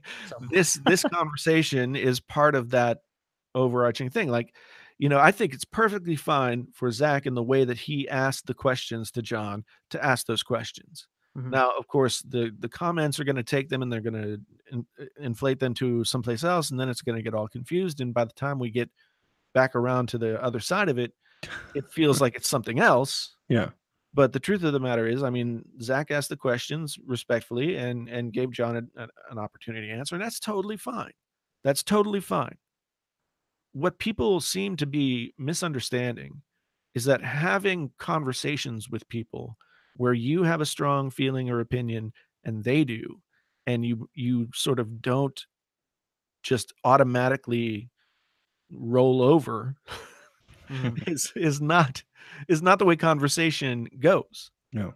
You know, people, if people are as passionate as they act like about the tech products that they use, then they should be willing to allow people to have really active discussion that might be somewhat uncomfortable. It's so funny, because our entire culture is based on not being uncomfortable, right? And as a result of that, people are like able to be assholes and not get called out for it. And when you do call people out for things, then you're the problem. And the honest truth is, I mean, John and I haven't seen eye to eye on this iPhone release in hardly any way. But true. But, you know, I mean, John's still my friend. We still get along. We might yell at each other in a live chat. But that doesn't mean that today, Jason. Yes, I know. When we had just a little hiccup on Twitter, I jumped on a direct message with you to just clear it up, which is something I didn't do before. True. But I was also coming at it from like a place where you and I had talked before, and I'm like, so this is me sort of pushing, but with that knowledge in mind. Now, so LB has been very vocal in the chat, saying things like, John has an agenda, or whatever.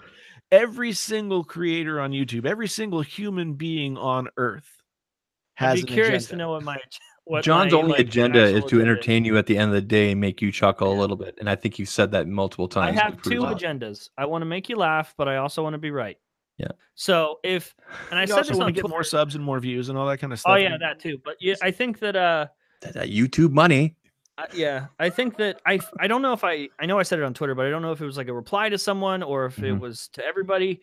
I remember saying, because it was one of those, accusations of me loving Apple or hating Apple. Like, it depended on what day it was. But I made clear to say that, like, it's none of those things. I'm not like I'm not here to be loyal to any company. The only thing I'm loyal to is trying to be right. So if I say something, it's because I believe I'm right or going to be right. So if that helps, like, when you're watching an episode, if that helps you clear out of your mind, like, my agenda is for this company, hopefully that stops you in your tracks, because I wouldn't say something that would put my credibility on the line. And that's the most important thing to me. That's where my bias actually is. Yeah, and I mean, I could say the same thing about my own channel. I don't put as much a premium on being right as John does. He has his reasons for doing that, and I'm not going in that direction. But what I do promise with my channel is that I'm going to give my honest opinion. I'm going to be as sort of unvarnished about it as I can be, and that's something that you can always count on from my channel. But the problem emerges where if I say nice things about Samsung, and then I say negative things about Apple, that makes me like some sort of Apple hater. Now, in this particular moment, as we sit in 2018 with new iPhones out and one more on the horizon, I'm disappointed in a lot of the things that Apple have done with this phone release. I think they could have done a lot of things differently.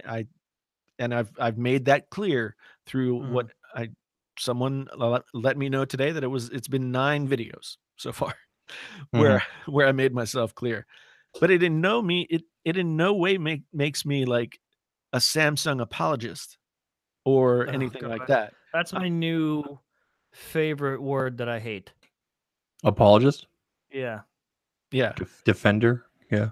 Yeah. I mean, it's fine to defend a product that you personally like, that you use, that or that you have weighed the different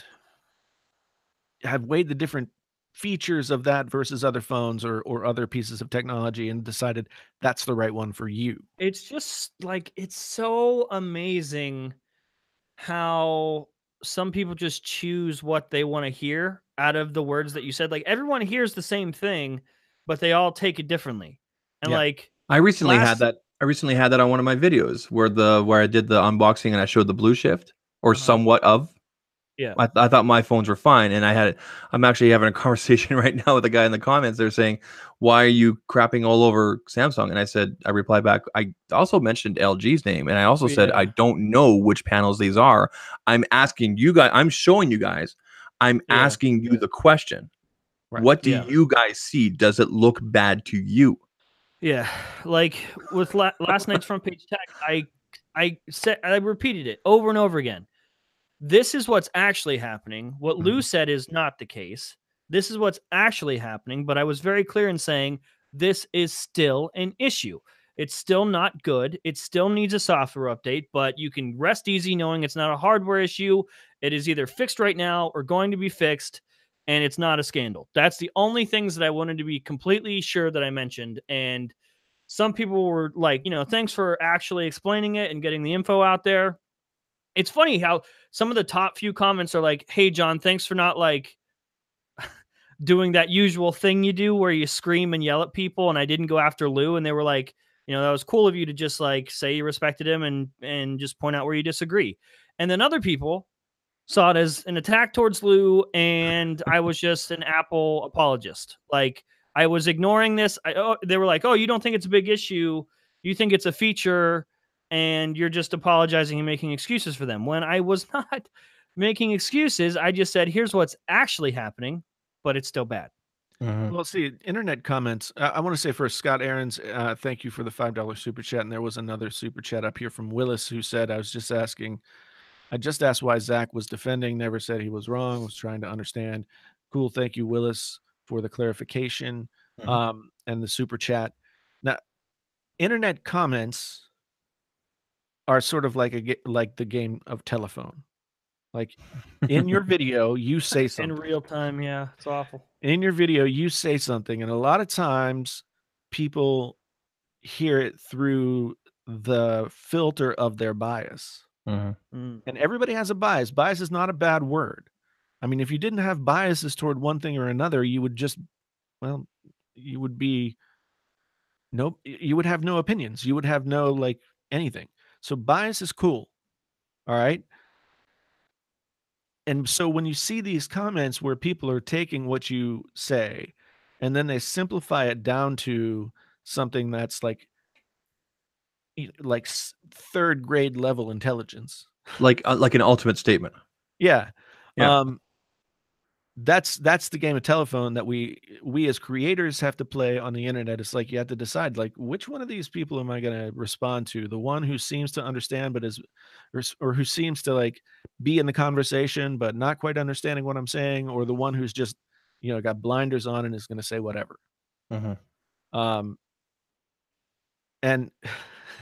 TechRant has a bias toward oxygen. Yeah.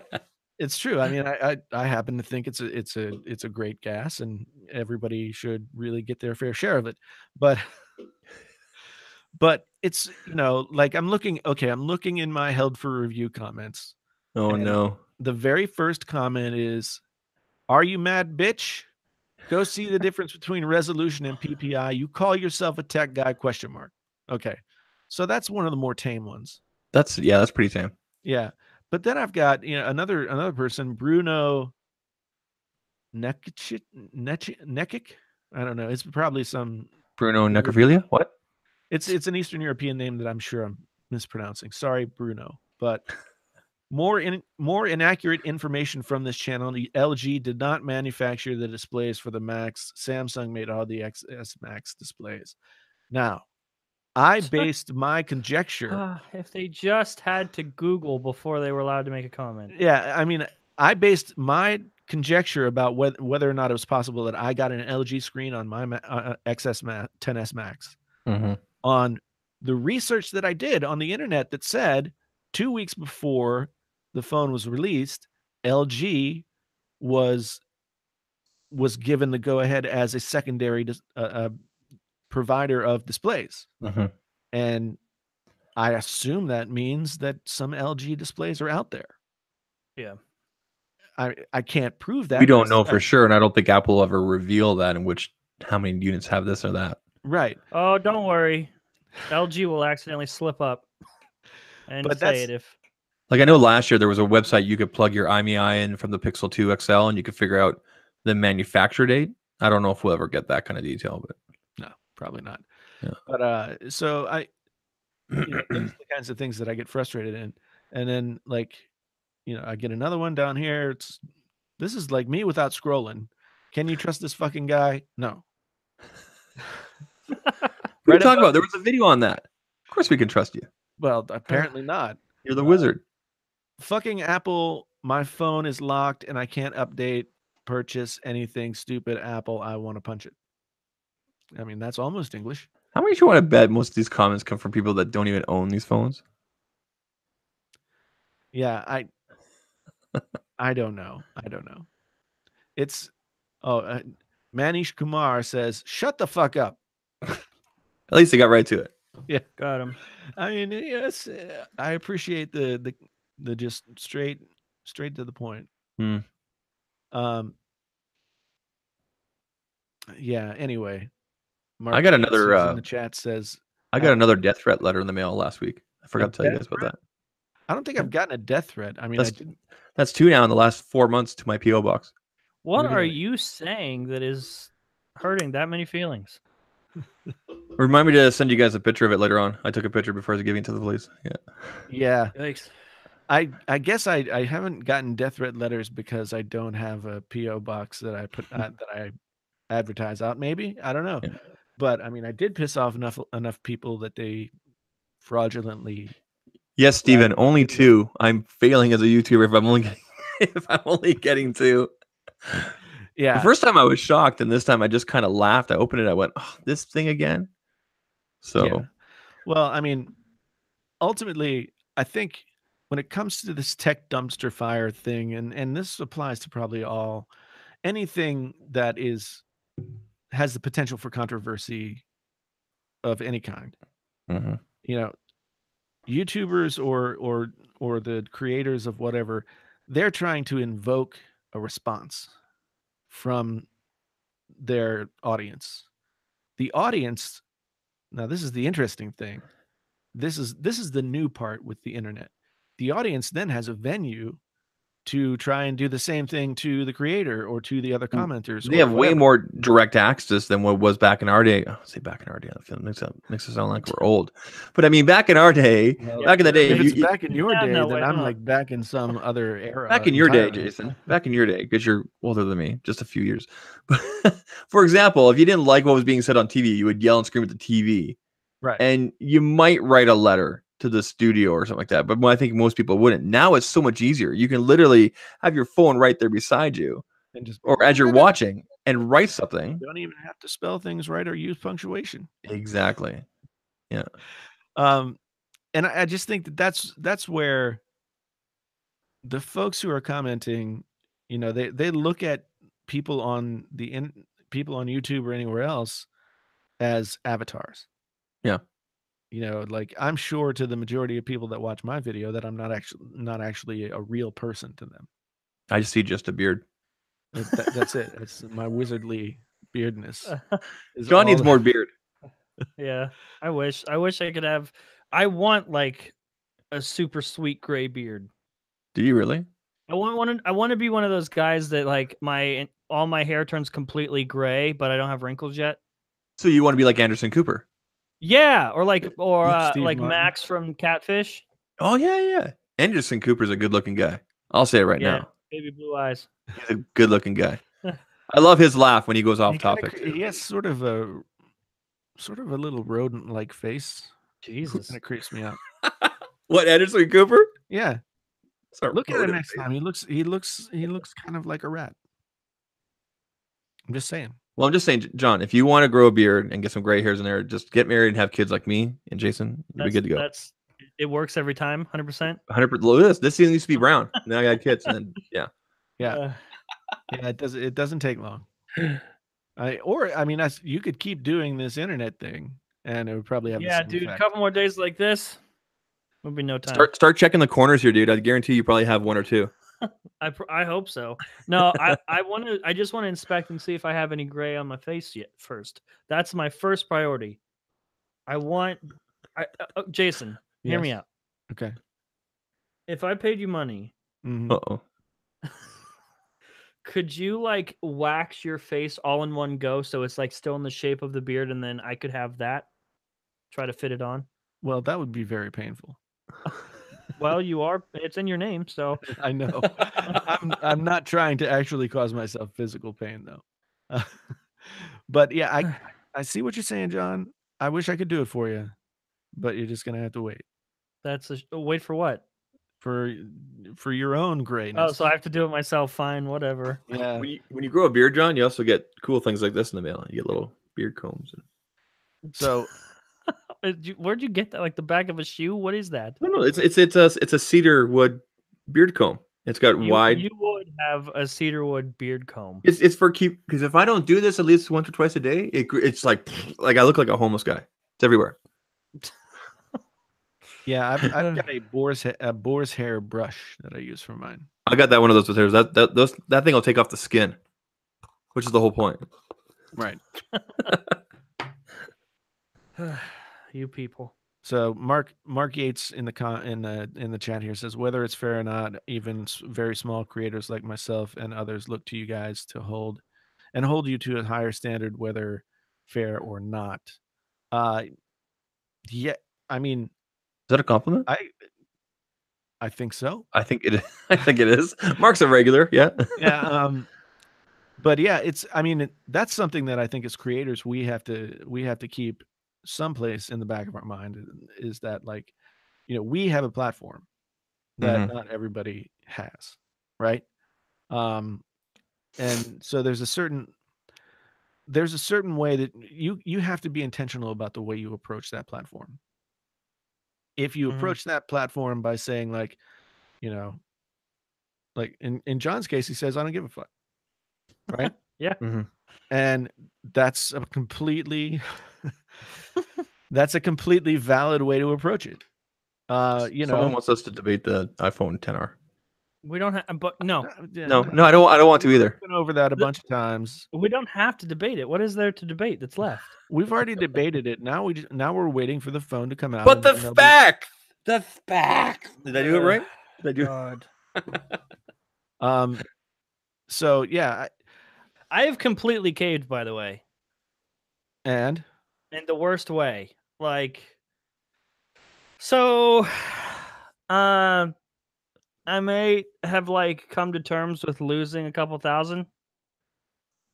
Like, What? already prepared. I've come to terms with like just letting it go and going like couple feet deep into the pond of the Apple ecosystem. Okay. Like heading back to the dark side, you know what I mean? Well, you mentioned We said you were going to. You're going to get the watch. You're going to get the phone. Yeah. Right? Oh, I didn't. I said that already publicly. Okay. I'm pretty sure you did. Yeah. Yeah. Well, if you know about it, then I must have. Yeah. Yeah. Which look, totally fine. You're all in. I think you had a tweet out there. You're saying you're all in this year. Like, yeah, the watch. And if right? it's terrible, then I'll just turn right back around. Yeah, turn the car around. And I often get accused of giving my viewers whiplash. I loved so Tech Rant, who's a mod in here, and he's a great guy. He made a video of like me flip-flopping on Apple. It was a funny video. It was good. Yeah. And I was like so distraught in every video. And it was hilarious. I also found out how often I wear, in fact, this very Wolverine t-shirt. Because it was in like 5 of the videos that he pulled. But yeah, it's a love-hate relationship. Yeah. Apple has been a love-hate relationship for me for a long time. On one hand, like, so I'm a hypocrite with a CRIT, according to anyway. Hypocrite. I'm a hypocrite because I trash, quote unquote, the iPhone, and then I go buy an iMac Pro. Yeah. Because they're the same. Yeah. Well, my overarching goal, the iPhone is basically just an iMac Pro. Is that what it's smaller? The same. Yeah. It's the same thing. It's smaller and it has fewer holes in it. Gotcha. But it's like, so one video I make is about me getting the best tools to do the job that I have here. And another video is me talking about what I think is working or not working about the current release of iPhones from Apple. Now, they happen to be made by the same company, but that doesn't mean I have to judge them on the same rubric. You know what I'm saying?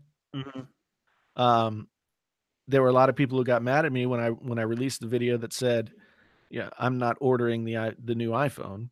I couldn't believe how people blew up about that. Like, how dare you not spend money, Jason? Well, how dare you not go out and get a phone?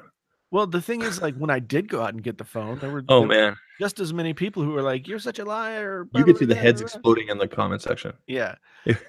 And the thing is, like, okay, there was a context to when I made that video. It was Friday night, pre-order night for the iPhones.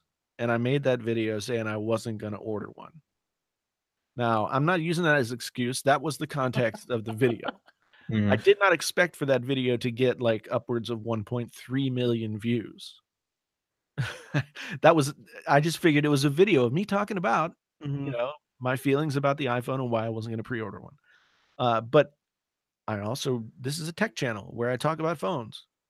So to me, it's infinitely better if I actually go put out some money and get the phone and talk about it and back up some of my bullshit with actual experience. Like actual usage. Yeah. Dude, if that's how you would have started out the video, it would have been taken totally different. Hey, I know I said the thing, but I'm gonna back up my bullshit now. So, but it's just one of those things that, in trying to explain anything, give any kind of qualifications, anything like that, it's never going to be taken in the context that you want it to be taken. You know, it's always going to be taken. Hey, look who showed up. Who did show? Rotero Patterson. Oh, Rotario, yeah. It's good to see that. Jennifer DeBono's here, East Side Game Guy. I love this name, dude. Beware the neighbors is under your bed. That's the name. Yeah. Yeah. Is that the guy formerly known as Neighbor Under Your Bed? I think it's the same person. I'm pretty sure. Yeah. I would hope so. I hope there's not more than one person using that name. So Genosis asks in the chat, have you, Painfully Honest Tech, have you been out in public and been recognized as a YouTube creator? Yes, I have. Okay, I'm going to say this. We have had this conversation every time I've been on a live show with you. Yeah. You've gotten this question. I had somebody who recognized my hoodie, my Front Page Tech hoodie at the Paul McCartney concert on Sunday. No way. I'm glad you're here because I wanted to gauge your reaction. So I was in line. Okay. So I went to see Paul McCartney on Sunday. Okay. First of all, wow. Like for 76 years old. First of all, wow. No, seriously. No, wow. That's what I said. I didn't say wow. I said wow. Okay. It was an unbelievable concert. He did a little bit of Wings. He did a ton of Beatles, some 3 or 4 new songs. But like for 76 years old, man, it was open. And Dad, I'm sorry if you're watching this. I recently told my parents that I do this podcast on Tuesdays. But my dad's not an emotional guy. But when they opened up the concert with Hard Day's Night, he got really like emotional, like teary-eyed. It just meant a lot to him to see. But Dad's watching right now. He's gonna be really he's gonna be like he's gonna slap me next time he sees me. But it meant a lot. Now. It meant a lot for me to see that out of him. Anyway, so it was kind of funny. He's gonna get it. You're gonna get a text from your dad, and he's like, "Edit it out." You gotta explain that it's live. Dad, it's live. But anyway, we were in line, and there were 2 people that actually recognized. I was wearing my new gray FPT hoodie. Hey, Front Page Tech. I'm like, I'm not the guy. Well, I know, but I recognize the logo. I'm not the guy. I'm not the guy. So yeah. So I mean, yeah, it's interesting to get. I haven't been recognized a bunch of times, but until recently, I haven't. My channel's been relatively small, so by YouTube standards, you're still technically small. Yeah, although I think. Well, I know that Social Blade says that I'm. My rank. Oh, have you unlocked your sponsorship thing yet? No, I don't have anything. Have you got your plaque coming yet? No. If Jason, dude, if they let Jason have his plaque for me, I'm gonna riot. Yeah, I mean, I actually put the way that they the way that they announce or let you know that you can get your plaque is in the little like. Well, there's like a link you click, right? Well, but it shows up in the dashboard in this I assume channel notifications will appear here in the tips section. Someone says I look like Big Show from WWE. I'm going to take that as a compliment because I love Big Show. I love Big Show. Big Show was awesome. Oh boy. So I that's what it says. Channel notifications will appear here. So I'm waiting. I'm waiting. Is that where it's supposed to show? Yeah. Yeah. You in your channel notifications you get like a redeem code because there's a website because YouTube uses a different company, like a third-party company, to do the plaques. So you have to go to that website and enter your redeem code that you get from YouTube, and you get your redeem code in your dashboard. So you kind of just wait for that. Right. And I can't complain exactly because it seems like it's been a really long time, but it's been like 2 weeks or something. But yeah, I mean, time gets like. So, did you apply for yours yet or no? You guys haven't gotten your code yet, have you? No. That's weird. Yeah. Because it was like to get his relatively quick. But Brian Tong tweeted the other day, and he got his. Oh, Brian Tong. I know a couple of creators that got it like a week ago. Like, and then how soon did he recently hit 100? He hit like a week right before me. Okay. That's weird because I've known other creators from this is like a year ago where it was like within 24 hours, all of a sudden they had this link they clicked and they filled up the thing and I even talked to someone like directly at YouTube, and they were like, "Okay, yeah, we'll escalate this." Man, do shit. Yeah. Yeah, you had that chat with them. Yeah, I remember that. Yeah. Yeah, I'm still waiting for my super secret YouTube call where they tell me how it all works. I'm still waiting, YouTube. Maybe Where's that Edwards call? can shed some light on this. Oh my. Andrew's got a lot of knowledge. He does. It's true. Because he seemed to get the like, John, are you able to do the whole member thing yet? I know you guys haven't turned it. I know you don't plan on turning it on, but I don't know, but I don't think so. I know that. Yeah, I'm not sure where to look for that kind of stuff, but Jason, usually they'll send an email or whatever. Whatever you do, Jason, for that, when you're making up the icons, please do one of like a massive beard on somebody, like you or me. Yeah, please. All of my icons will just be facial hair. That'd be great. A little mustache, big. Yeah, yeah. So check spam folders or other folders, says Sebastian. Yeah, it's a good idea. A lot of times I'll go to Google, like in a Gmail, they've got that all mail feature, which doesn't bring in the spam, but I don't know. Sometimes Google takes things and puts them somewhere that I don't ever see. It's true. So sounds like them. It's like, we're gonna keep this right here for you. You're never gonna know. So yeah, I mean, it's very strange. Like, I will say, okay, I'm just gonna brag a little bit. Give her, it's your channel. Brian Tong passed 100,000 before me, but I don't think he did. I think he did. I remember seeing his thing and me thinking to myself like, you must be right then. I but remember the feeling I had. yeah, but he's got 110,000 subs now, and I'm on my way. I'm past 119. So Rotero has a really good idea here. Okay, if a couple people should tweet icon ideas for this. Yo, Jason needs to remake his icon as glasses and a beard and steam coming out of his ears, and then just above it, like painfully honest tech. Oh my, that'd be amazing. That would be amazing. That would be amazing. Paul Groscliffe, get on that. Where's Paul? Man, he's doing so much work lately for people. Hey, yeah. I asked him, hasn't got back. He's in our hearts forever. Yeah. I love how he stopped making videos, but every video I see is a thumbnail that he made. Yeah, well, I mean, I reach out to him when I want to do something that I know would take me a long time to figure out how to do, and I'm just like, okay, you know, Paul already knows how to do this, but you know, can we trust YouTube? Nope. Sure. You made that video. I mean, trust but verify. You made that video, by the way. I did. Yeah. By the way, Jason, you're about to pass 120,000. I know. Yeah. You're very close. I'm getting there. My momentum has slowed in the past. Well, it's time to start making those pixel hate videos. Come on, get on it, bud. I know. Yeah, if John hasn't wrung all the goodness that can be wrung out of the Pixel 3 XL. Dude, that's what tonight's show's about. Google, they're a bunch of MFers, man. They put, do you remember that bezel-less phone?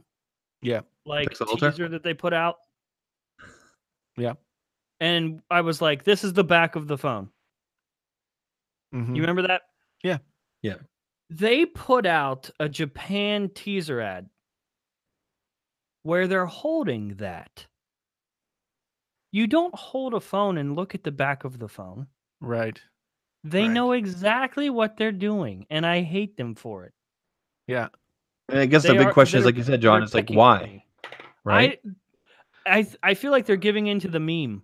At this point, it's like, we're putting out a really shitty looking phone this year, but look at this one that we aren't going to put out. Look what everyone loves. Like I said, I think they're going to walk out of the stage and go, you guys are making all fun of us, and here's the videos, and here's this guy at Front Page Tech, and da-da-da-da. And by the way, you guys are all still here. Like, I think that's what it's ultimately going to come down to. Well, we gave you all the answers in Front Page Tech. We know what's coming. Yeah. So now that we know that, now Google just looks really stupid putting out these ads. It's tonight. I purposely said, like, There's nothing controversial in the show tonight. It's all positive and love and sunshine and rainbows. So the show is so, I couldn't imagine this being my life, like being positive and happy about everything all the time. But it's happening tonight, so everyone can stop their bitching. Yeah. I feel like I'm at war with my own audience. That's what it feels like. Well, yeah. But I do not want to like, I don't want to be everyone else. And I don't want to like, maybe when I'm 35, I'll be like, wow, younger John was an idiot. But right now, Oh, you will. I'm all in on being an idiot. Most definitely. So Carlos Villarreal asks in the chat, Jason, do you ever get upset over Twitter conversations you have with people? Like when you and John get into it on Twitter? Sometimes I'm genuinely upset. Sometimes Same. Really, sometimes, Jason? Genuinely? Yeah. Sometimes I'm, just trying to stir the shit. Should I read the comments from you from our conversation? I'm not going to. Oh God, I can only imagine. Jason will message me. John's being so mean. I'm done with this. Yeah, but it's okay. I fight with Jason like I would fight with my dad. Yeah, and he's dead, so I pick you. I could be. Jeez, that was dark. I could be dad, like both of them. Here's what all of you guys don't know. We actually all get together every Sunday after 11 o'clock and plan out the week's worth of drama. Yeah, John, we definitely do. I think that's one thing Jason and I can harness. Like, we've been genuinely pissed at each other, so now it's time to do it, continue the meme, but do it on purpose. Yeah. Well, we'll have to check with Drew and make sure it's a meme. I wouldn't even, could we even call it a meme? Because it would only be a meme to us. Yeah. Everyone else, it's the truth. Apparently, I don't have good judgment. Like, it's telling everybody to go hit up Technically You definitely do not have good meme judgment. Is telling everybody to go hit Technically T for Fortnite skins, is it a meme now? Yeah. Which you guys should all do. No, it's amongst not a meme because it's true. He has them all. He has all the foreskins or Fortnite skins? Yeah, he has all the foreskins. Okay. Perfect. He carries a little man purse full of them. A merce. You get a foreskin, and you get a foreskin. A little merce full of foreskins. Just check under your chairs. Everyone has a foreskin. Oh, Jesus. Yeah. Hope my parents are still watching. Just edit it out. Just edit it out. Well, the thing is, like, pro wrestling, just in case you guys didn't know, pro wrestling is totally scripted. No. I don't know if you guys were aware of that. Well, yeah, they all ride on a bus and yeah. Pro wrestling, totally scripted. It's cool. It's all theater. But yeah, now that John and I have actually got mad at each other over things said on social media. Hey, it's Roberto Blake. Roberto Blake is in the chat. What's up, Mr. Blake? Yeah. We're gonna see Roberto in a week. We are. It's gonna be good times. It's gonna be really good times. A week from tomorrow, he is at 8 a.m. Los Angeles time, Pacific time, doing his talk. He's one of the very first. Yeah. Yep. I'm sure that I'm gonna be in the front row with my lightsaber. Yeah. See if he jumps off stage to come get it. Oh man, Genosis, I don't even have to talk about the late 90s for good wrestling. I mean, the mid 80s were great for pro wrestling. When it was actually called WWF. Yeah. Yeah. Yeah, and there were also there were other wrestling leagues or whatever you call them. Stampede Wrestling was huge in my town. Yeah, we had there was also ECW, which Andrew Edwards was a part of. Mm-hmm. And yeah, if you guys didn't know, Andrew is there any footage of him on YouTube? I don't know. Of Andrew Edwards wrestling? WCW was the other one. There's a video of him. So he did a video a while back. I have no idea why Andrew Edwards would make this video. And it was just like explaining some stuff about pro wrestling, and it's him like in a ring with somebody with a shirt with no sleeves. I've got to see this. Just look up like wrestling, and it's on his actual channel. It's not even hidden. Yeah. Yeah, Roberto's right. WWF was like the big league, but There it is. WCW was kind of like right below it, and ECW was kind of still maybe the B leagues, but close. I It's remember called. friggin' Iron Sheik, George the Animal. What was his last name? Damn it. Remember Jake the Snake? Yes. Jake the Snake Roberts. Yep. Rowdy Roddy Piper, Mm-hmm. which now has been reincarnated as Ronda Rousey,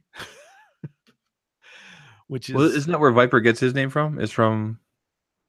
I'm not. I think. guess I don't know. I thought it was off of Viper. Yeah, I thought it was. I could be wrong. Yeah.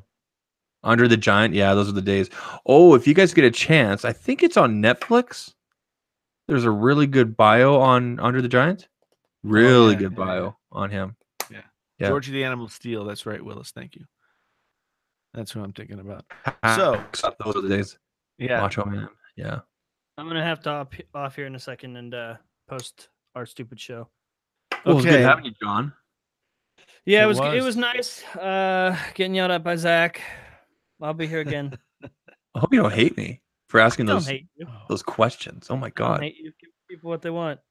I love how like I kind of in a sick way like being the polarizing guy. Like I Yes. liked coming on this stream and have some people in chat absolutely hate me. Yeah. I mean, it's fun.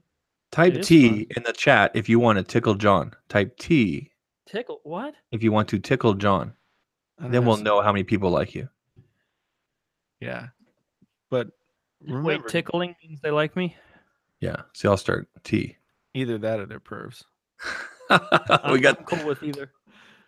But yeah, I mean, I think it's good. John, see, look at all the love. Look at all the love. Thank you for the love. Tickle me, silly.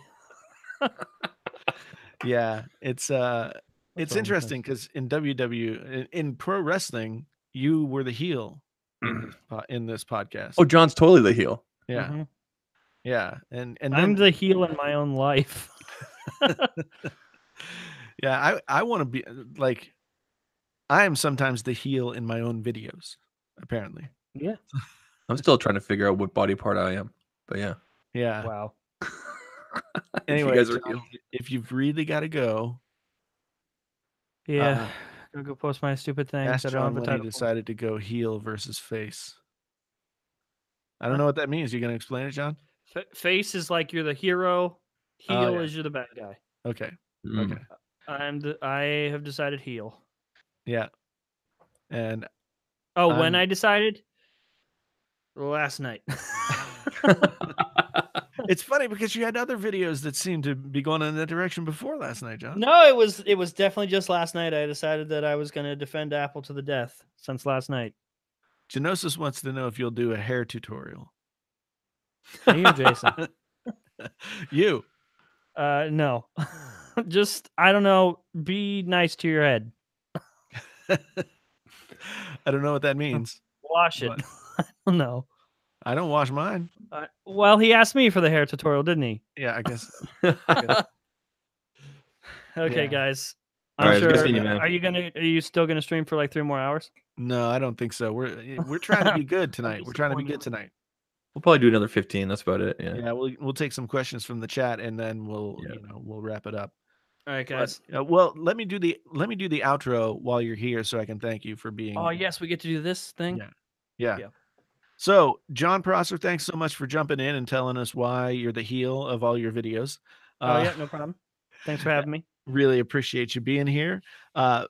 Zach, once again, stellar co-hosting. I thank you again. If all you people out there, please like do you like? No, you rate and you subscribe to the podcast. Do all those things so that we can be even more powerful than we already are. That is 5 stars. I wish YouTube did a 5-star rating again. Oh man, I'd be really afraid of that. Yeah, that'd be way more telling. Roberto, yes, you should grow a beard, even bigger beard. Yeah. Otherwise, though, thank you all so much for being here. We're going to stick around and have some Q&A in the chat. But if you're just listening on the audio, you've got to leave us now. My name is Jason. Once again, this is Painfully Honest Tech, the podcast. Tech, so honest it hurts. Until the next time, I'm out. Thank you so much for finally doing the high pitch out, because it's been bugging me for the last few weeks that you haven't done in your videos. I know. Commit. Yeah, man. I last night's video, I pulled out all kinds of fancy production things. Dude, I watched the intro. I was like, what's this did he edit this? Going in thing? Yeah. Yeah. I found some really interesting things, and just decided to roll with it. You know, I got sound effects. You did, yeah. Yeah, as soon as after the Painfully Honest Tech intro rolled, I was like, what happened? Who edited this? I was hoping Was that it Jason? Did he find more cares? There was some background music. I couldn't believe that. There was background music. I haven't used music for quite a long time. So there was that. You're a double threat. You could do your own music. I could, but I don't have nearly enough time for that. Or enough cares. Yeah. Well, I mean, the cares video still gets me. It just makes me howl still. Yes, Michael Jackson is the inspiration for my high-pitched voice. It's true. Not Prince? It's true. No, it's actually Michael Jackson, and I'm doing the Michael Jackson as an homage to John. Thank you. I will hold that near and dear every time you end a video. Yeah, because Prince is better. I'm just throwing you a bone. You're pitying me. Thank you. Damn. Yep. But that's how it goes, John. Right. Thank you. Thank you for pitying me and Michael Jackson. No problem. No problem. Okay, guys. I'm out. John, we'll talk to you soon. All right. Have a good night, man. I'm out. Ouch. Yeah, see you later, man. All right, so here we are. Yeah, here we are. I think we held most of that together so that it would sound like a podcast. I think it was very well done. I think going forward, you should definitely write down the order on a piece of paper like this, and then take a picture of it and send it to me. Can I tweet out this picture after? This is how the Painfully Honest podcast is organized. Yeah, it's me like writing down a bunch of stuff 5 minutes before the podcast starts. I'm gonna tweet it out after. I'll tweet it out after. Okay. So, Samuel James asks, Jason, are you going to host other YouTubers like Zolotech, Jay Williams? You need to reach out more. Yeah, I would love to get more people on. It's just that I have been so insane with just making sure that I continue to get stuff out that I haven't been able to do any sort of extra anything. But I mean, honestly, at this point, I'm at a point right now that the fact that I'm not doing this full time is hurting the channel in many ways. So it seems like you are. It feels like you are. Well, like how many videos a week are you doing? 4, maybe 5. I mean, 4 or 5 if you count the podcast as a video. Okay. Yeah.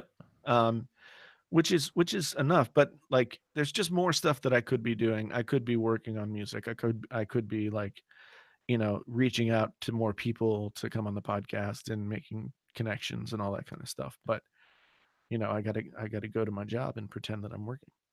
Yeah. That's not true. I go there and I do the work that I need to do. So yeah, Roberto's asking for the cliff notes of John's appearance. And basically we talked about the dumpster fire, and then we talked about some specific issues related to the dumpster fire, like John's video from last night. Overall, I think we came to an agreement that we're all at fault for fanning the flames of the dumpster fire. Absolutely. Yeah. But I just want, like I said before, I had 2 key things I wanted to ask him about, and one was, was it really necessary? Like, I wanted to explain more why he kind of took that shot at Lou at the end, and I understand why he did, right? To really kind of showcase, yeah, why maybe Lou has other intentions of doing the video, and you can't blame him because when you're that size, you're looking for the next big thing. And the second thing was, it was, you know, when he brought out the dumpster fire video, and then he brings out the video on Lou and everything, and basically admitting that, hey, I'm going to throw gas on it. You know, there was a lot of people saying you're being an incredible hypocrite here, but he, you know, makes no apologies for it. And he explained that. I had to ask him. Sure. It wasn't necessarily coming from myself. It was just, yeah. I saw a lot of different people coming at different directions, and I just had to, you know, ask him kindly here in the right platform to explain it, right? So at a certain point, you had, like, as a person doing this, you have to understand what you're trying to do and what it is that you're willing or able to do in order to maximize the potential of what you're doing. And so that doesn't always make people happy. Mhm. And John and I have talked about this before. Like, I don't think either one of us came on YouTube to, like, be everybody's friend. And we've both sort of showcased that in different ways. Yeah. But yeah, I mean, I don't think, I think pushing the envelope on YouTube or anywhere else is worth the risk for the potential reward. Mhm. You know? And for me, I do it just because I believe I what I see from everybody else is not a willingness to, you know, incite conversation or anything. It's just very bland, and I don't like bland. So, yep. Yeah. You got to differentiate yourself. Right. Don't want to burn myself out is right. Well, you're pretty close to going full time now, right? Just to get a few things organized and hopefully get some more things under your belt from Vid Summit, right? Yeah, I mean, my hope is that I can be in a place by the end of the spring semester, since I'm on an academic calendar. Yeah. To be able to do it, but I don't know what I'm going to have to see. Like, I did very well in September. I have to see, like, what the low water line is.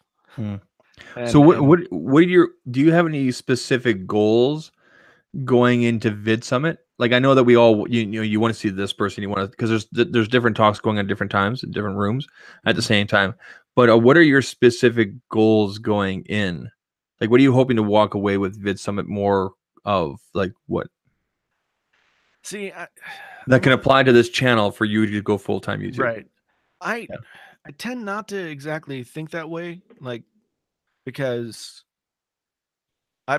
so whether it's going into a music festival where I know other people are going to be and I can make connections or whatever, when I've gone in with goals, I've usually been disappointed.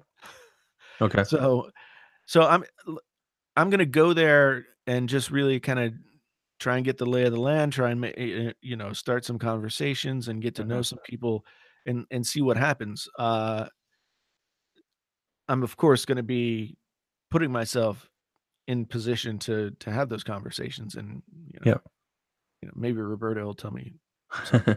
I'm going in. I want to learn more about the business side, not so much the business side of YouTube, obviously, but the business side of what needs to be done in terms of like a marketing, like video marketing. Right. I want to obviously make physical contact and meet all these people that we see all the time online, and hopefully make some contacts that way. But the biggest thing for me, this is number one, is I'm hoping to come out of Vid Summit with a better idea and better clarity of how I want my channel to go. And on top of that, if I should even continue, because I've been questioning that a lot lately. I think it's fair to ask the question. Yeah. But then you have to ask yourself, like, why did I start in the first place? And if you answer that question with something different than the answer to your question about whether or not you should do it, then you need to consider that first answer.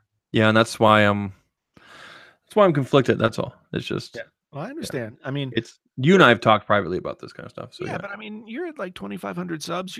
You're making headway, honestly, for as long as you've been doing it. I would say that your growth is pretty good. Roberto, we'll be talking very soon. Trust me. Yeah. I But, know we have. I know we have, but we'll be talking more one on one. yeah. Definitely. Yeah. Well, so and GameSki asked up earlier in the comments, like, how often do I go to work and pretend to do work and think about YouTube videos? I don't know about you, man, but I think about this 24/7. Yeah, I do too. I do too. And the interesting thing is my work is really like I'm more of a fireman than like a security guard. Like I go in and I do a thing, and that's what my job is. So I teach a class, or I have a meeting with students, or I go talk to I do things specific and they're targeted, and then I have other times where I don't have as much to do.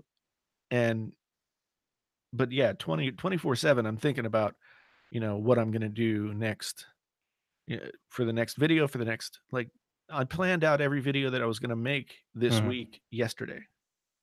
Okay. I'm trying to get myself to a point where, and that's not to say I've written a script for them or anything, but I put them all laid out in like and I did a poll on Twitter and on YouTube to see which videos people wanted to Do see. you write your scripts like word for word, or is it more like points? Uh, when I write a script, it Mhm. is normally it's normally word for word. Yeah. I mean, that is to say, like, I might improv some within the script, Mhm. but that's like, it's the difference between like a news person in Britain, they call newscasters, anchor people, like newsreaders, Yeah. you know. And so I've really worked on being able to read from a teleprompter, and since I write the stuff, I know where it's going, Yeah. Yeah. and so it's sort of a mix of the two. But I mean, I'm a writer, so that's got to be one of my greatest strengths, Yeah. and I might as well utilize it. Yeah. I want to really quickly. Justin says here, says Zach, don't throw in the towel. I'm not throwing in the towel. I'm just looking for better clarity, I guess. Or yeah, if that Yeah. makes, I don't know if that even makes sense. No, it I'm does. still trying to find my way, right? I'm still trying to, and I'm It still very much in the infancy, but yeah. Yeah, like when I was where you are in terms of subs and stuff like that, I was still firmly ensconced in the whole, like, I'm just doing this for me. Yeah. Yes, I like to see that. I like to see momentum build. Yes, I'm proud of having grown a subscriber base, however small or however big or whatever. Hmm. But trying not to do it with any pressure on myself. Yeah. Do it for the sake of doing it, because I've gotten myself into really unhealthy places by putting too much pressure on what I'm doing, Hmm. and then weighing it against, like, what I am, quote unquote, accomplishing.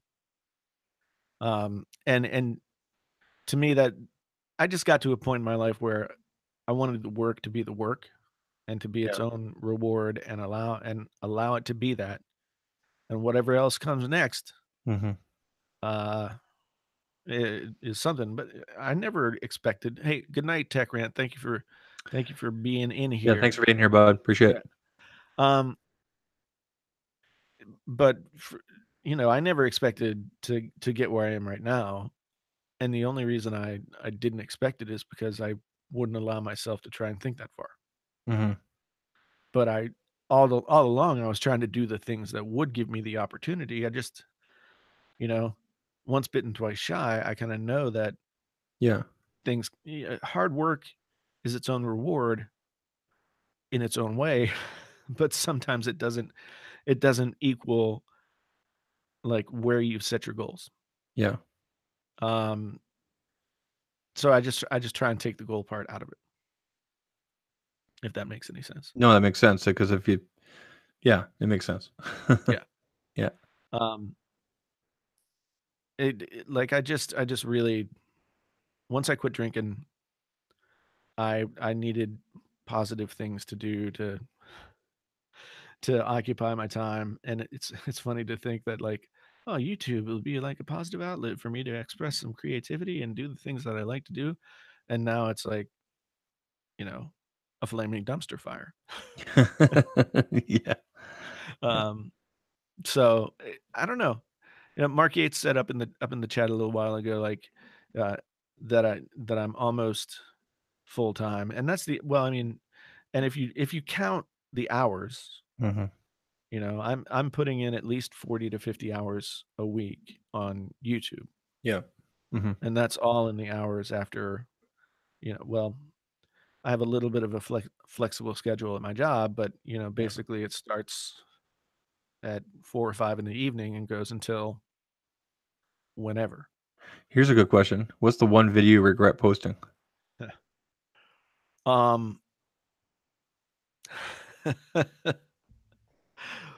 That's a trick question.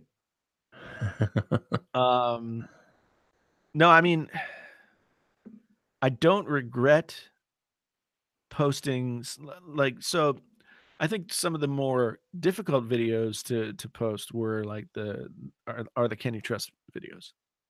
Because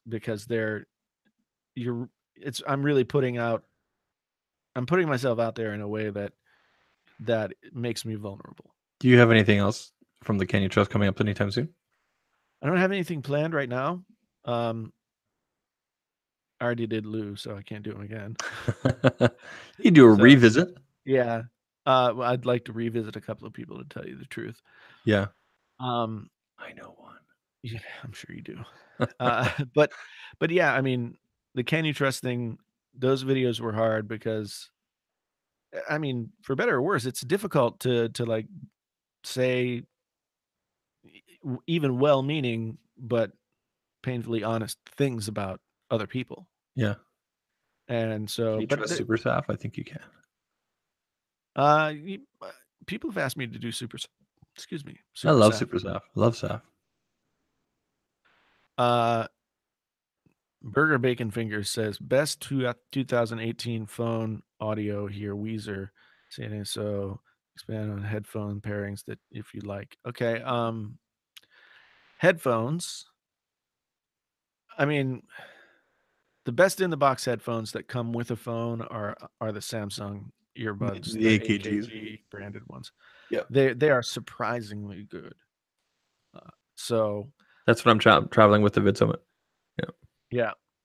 I'm going to be traveling to Vid Summit with these guys, which I guess means so I have to return the iPhone by Thursday if I don't want to keep it. But these are Lightning only. So what am I going to do? Is there a Lightning to USB-C? You're not returning that iPhone. I have a feeling you're keeping it. I don't want to say. You guys will find out this week. But there's so many good pairs of headphones out there. It really depends on, if you're really into headphones, then you buy like 5 different pairs that are good for specific things. Like my Sennheiser HT600s are good for like if you really want to sit down and get immersed in music kind of thing. Like these headphones, the Sony MDR V6s that I'm using are great for like I was actually using another pair of headphones at the studio desk and found that they were open backed, and I just didn't like having open backed headphones at the desk here, because I could hear myself both through the mic and the monitor, but also from the outside. Yeah. So I have not checked out the IQ Buds Kabuma one. Haven't checked them out yet. Justin Ramsey, I don't know. Leave me alone. Can you trust Jay Williams? I like his videos. He's got a very laid back style. Who's this? Jay Williams. Jay Will. Yep. He seems like a really good guy. Very, very laid back and cool. So Focal makes really good everything. Headphones, speakers. You can't go wrong with Focal. B&W is the same. Bowers and Wilkins. I don't think there's a bad speaker in their lineup or headphone in their lineup. But I mean, once you get to like say the Bowers and Wilkins P5 headphones, like then you're talking $300 and $400, which isn't really that much. Mm-hmm. I thought about going out and getting some either the Sony MDR or not the MDR, but the 1000X Mark IIIs, and I was just like, oh, they're $350, and I wanted to get the Beats because the Beats, have the W1 chip. So if I'm using an iPhone, then they work really well, but they definitely don't sound as good as the Sony's would, and Bose is just kind of boring to me.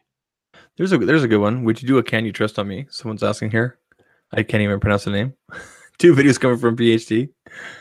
I don't know. That's hard because like you and I work together, so It's kind of a conflict, right? yeah. So it's hard to say. Like I don't know. It's like I like to think I have a pretty good portfolio out there that you could judge. yeah. No, I mean, I think so too. It's one of those things where I don't know exactly. I haven't thought too much, but I don't know exactly where the line is. Watch, guys. He'll spend next week with me at Vid Summit. He'll come back and nope, can't trust this guy. At Summit, he did this. What am I going to listen to after the show? I don't know what I'm going to listen to, but I'm going to try these Sennheiser headphones out. I have to do some more research on these because I have no idea what they're truly intended to be. Mm-hmm. But I'm excited to check them out. Those are lightning connected, right? Yeah. Yeah. Yeah, which I didn't know. I thought when they offered them to me that they were wireless, but they have another newer wireless set coming out, and these, and they decided to send me these first. So, how are you finding the notification system on the iPhone since going back to it from, say, the Note, for example? I don't know. I find it very frustrating because you can't just glance at the phone and see. Right. You have to unlock, swipe down. Well, you can turn off that. Yeah. You can turn off that just and just have them show up. Mm-hmm. The one thing that I like about iOS notifications is there are levels of customizability that are sort of built into each app for each app.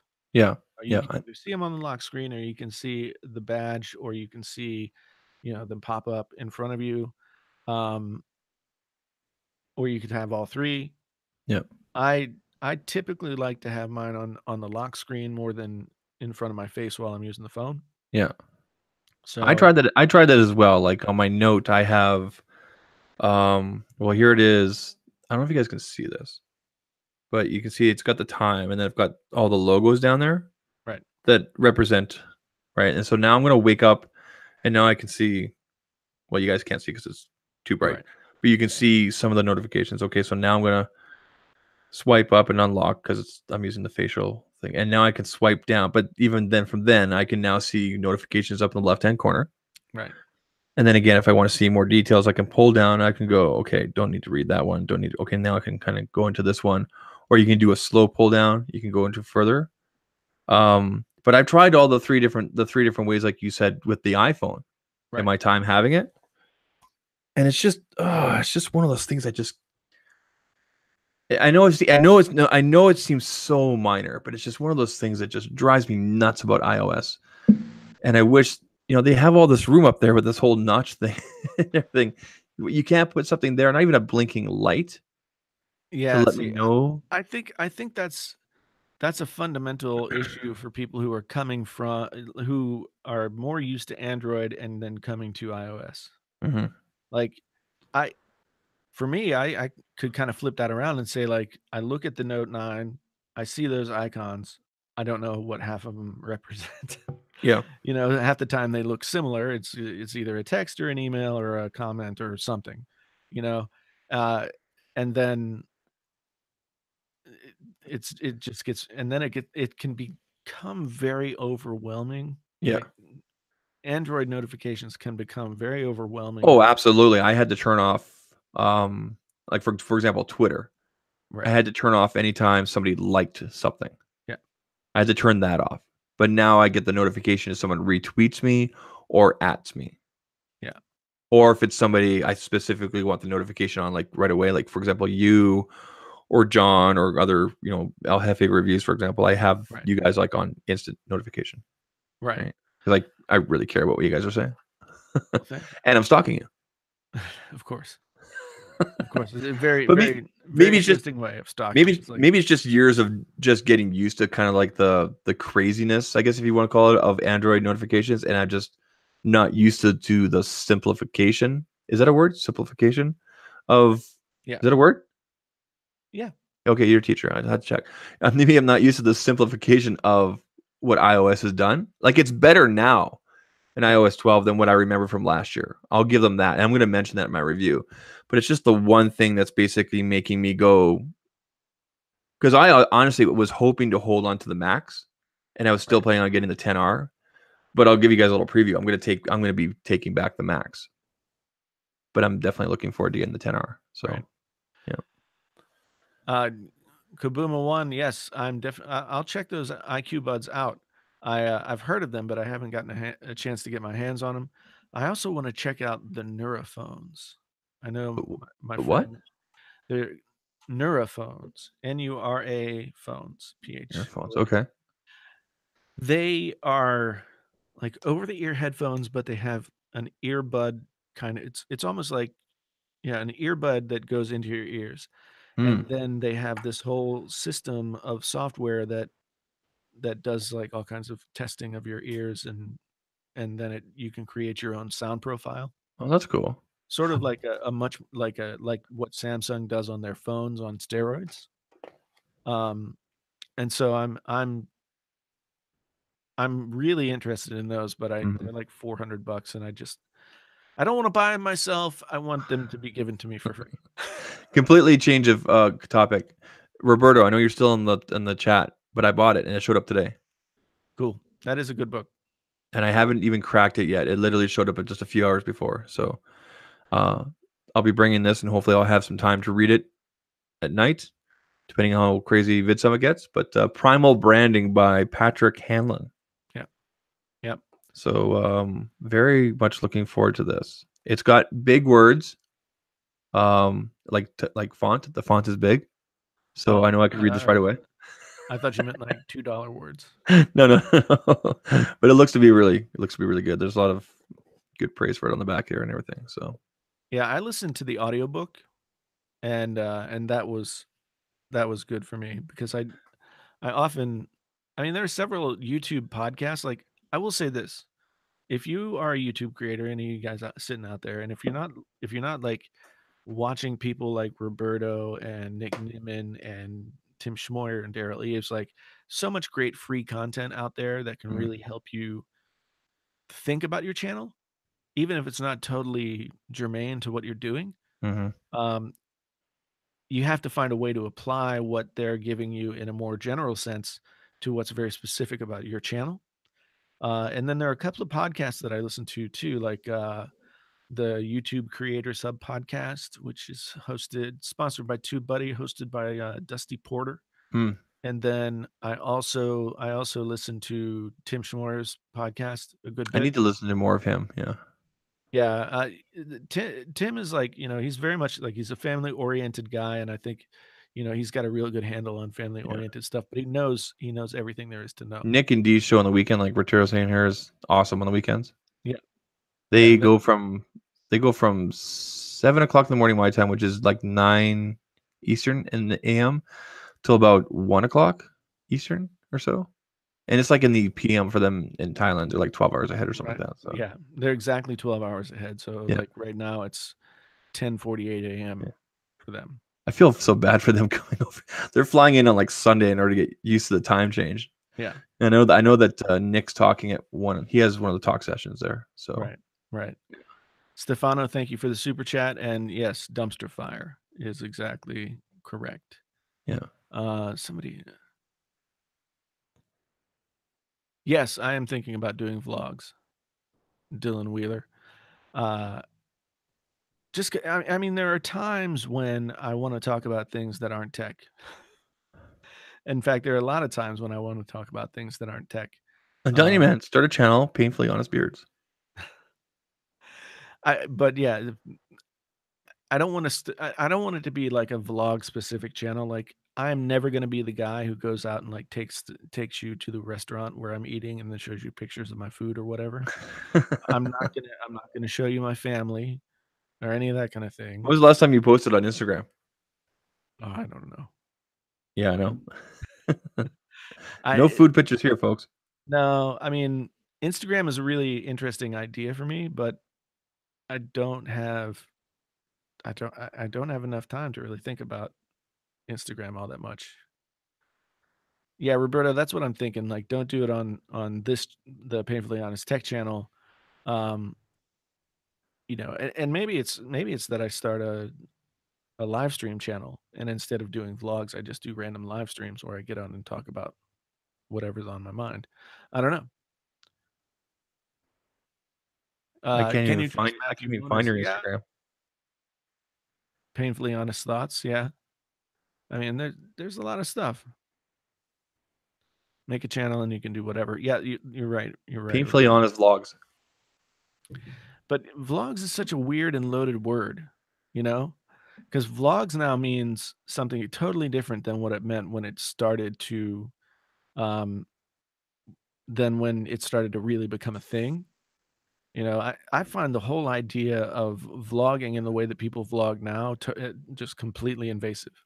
Painfully Honest Life. That's good. That's a That's loaded good. one right there. Yeah. I want in on that. Yeah. Yeah, it's one of those things where like I do better just sitting around and talking to the camera than, you know, trying to cut together interesting snippets of my daily life.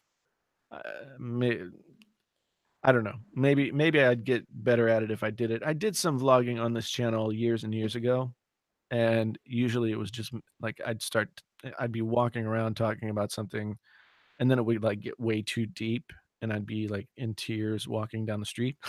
So it wasn't the very conducive.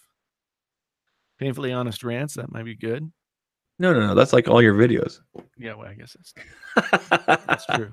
Painfully Honest Talks. Maybe just Painfully Honest Talk. Yeah, good idea. We'll brainstorm. Yeah. But what else do we want to say here, Zach? I don't know. There's nothing else on the list. No, we covered the list. I've got to get up early in the morning. Do you? Yeah, my wife is working. She's working crazy stuff. I'm taking my son tomorrow to school, and we have all this snow. I can't believe how much snow we got today. Well, you got a 4-wheel drive, don't you? Yeah, I do. I mean, I haven't put my winter wheels on yet. But the funny thing, it's not so much. It's not my driving, and it's not the roads I'm worried about. It's the other guy. Yeah. Because nobody in this city remembers how to drive when the snow falls the first time for the first week. Right. It's ridiculous. It's really weird to me. Like, so I grew up in West Virginia, which is, of course, a very hilly area. Mm-hmm. And you have to get good at driving on snow really quickly, or you end up in a ditch. Yep. Or over the side of a hill. Mm-hmm. So I grew up driving in those kind of conditions where I had to really be in control of the vehicle. Yeah. I found like out here in Iowa, people don't have quite as much skill. So I want to explain something to the chat here. People are saying, you got snow already? It's 85 here. Okay, so I live in Calgary, Alberta, Canada. Okay, so look it up, Calgary, Calgary, Calgary, Alberta, Canada. Okay, home of the 1988 Olympics, Calgary Flames. Okay, whatever. So we get all 4 seasons here. It's not snow all the time because it's Canada. Okay, we're not a walking stereotype. Sometimes, but you know we get all 4 seasons here. But where I live, we live so close to the Rockies because of our closeness to the mountains and just how the weather is here. We can get all 4 seasons at any time during the year. I've had snow in July and June, and no word of a lie. 3 weeks ago here, it was 30 degrees, which I think is like 98 or something. Right. I think if you do the conversion or whatever. So 30 degrees Celsius just 3 weeks ago. And then just like that, when it hit September, the weather completely changed. My grandpa used to have the saying in Calgary, you can slip on the ice, fall in the mud, and get up and dust yourself off all in 5 minutes. And it's true. I've gone through that weather pattern in 24 hours. It's crazy. Yeah. Yeah, it's Yeah, see, Justin knows. Snow is nothing new for this early. The amount that we got, we set a record today, though, Justin. That's what I heard. This is not unusual for us to get snow, but the amount we got today is different. Is definitely a new. Right. Yeah. Yeah, DNF magazine. You can keep it there. Fine, man. I'll keep it here. I really like snow. I prefer the fall. That fall is my favorite season. Yeah, I like hoodies. I'm a hoodie weather guy. Yeah. By far. But one thing that's been really disappointing to me, I lived in Iowa now for like 13 going on 14 years, I think. In West Virginia and in generally on the East Coast of the United States, when it starts to turn to fall, the trees, like the leaves really turn incredible colors. And The trees here just started turning colors. And the snow's like, fuck that. The leaves aren't even off the trees yet. I couldn't believe it. Yeah. Well, yeah. Here in Iowa, everything, like, you'll get a few trees that'll change color, and then it's like everything else is just brown on the sidewalk. Yeah. Like, I'm like, wow. The worst part is that we're expanding the outside of our backyard. We're making it bigger and everything. And we had our loam, like the good soil, delivered like a few weeks ago. Right. And then we were supposed to have the sod delivered this weekend. No, not happening now. No, not happening now. Until spring. Gotta wait till the spring now. You gotta cover that up. So yeah, sucks. Yeah, I know. But yeah, I think this is where we'll call it. Yeah. So I want to say thank you to everybody out there. I want to say thank you to John Prosser for joining us. I want to thank you to Zach for holding down the co-hosting spot. You guys can find me here. Yeah. There's me. Yeah, and then, I'm on Twitter at Jason T. Lewis PhD, and some permutation of Painfully Honest Tech just about everywhere else. Thank you very much for watching. It's been an awesome time, and we will get back to it next week. We will be at Vid Summit on Tuesday night, so we might try and do sort of a group podcast from Vid Summit maybe later in the week. Who knows? Are you bringing your laptop with you? Yeah. So we'll just have to see how it goes, though, because sometimes the best laid plans, the best. But I don't like to put too much pressure on myself to say I'm definitely doing this. I'm definitely doing that. I'm there first and foremost to network and to learn, and then I think the channel kind of unfortunately comes second, ironically enough. Yeah. So. But there will be videos coming out on this channel as much as I can. I'm going to try and get some in the can for over the week. Anyway, thank you guys so much for watching. My name is Jason, sometimes known as the JTL. This has been the Painfully Honest Tech podcast. Podcast so honest it hurts. I'm only doing it halfway this time because I already did it once. Until the next time, I am out.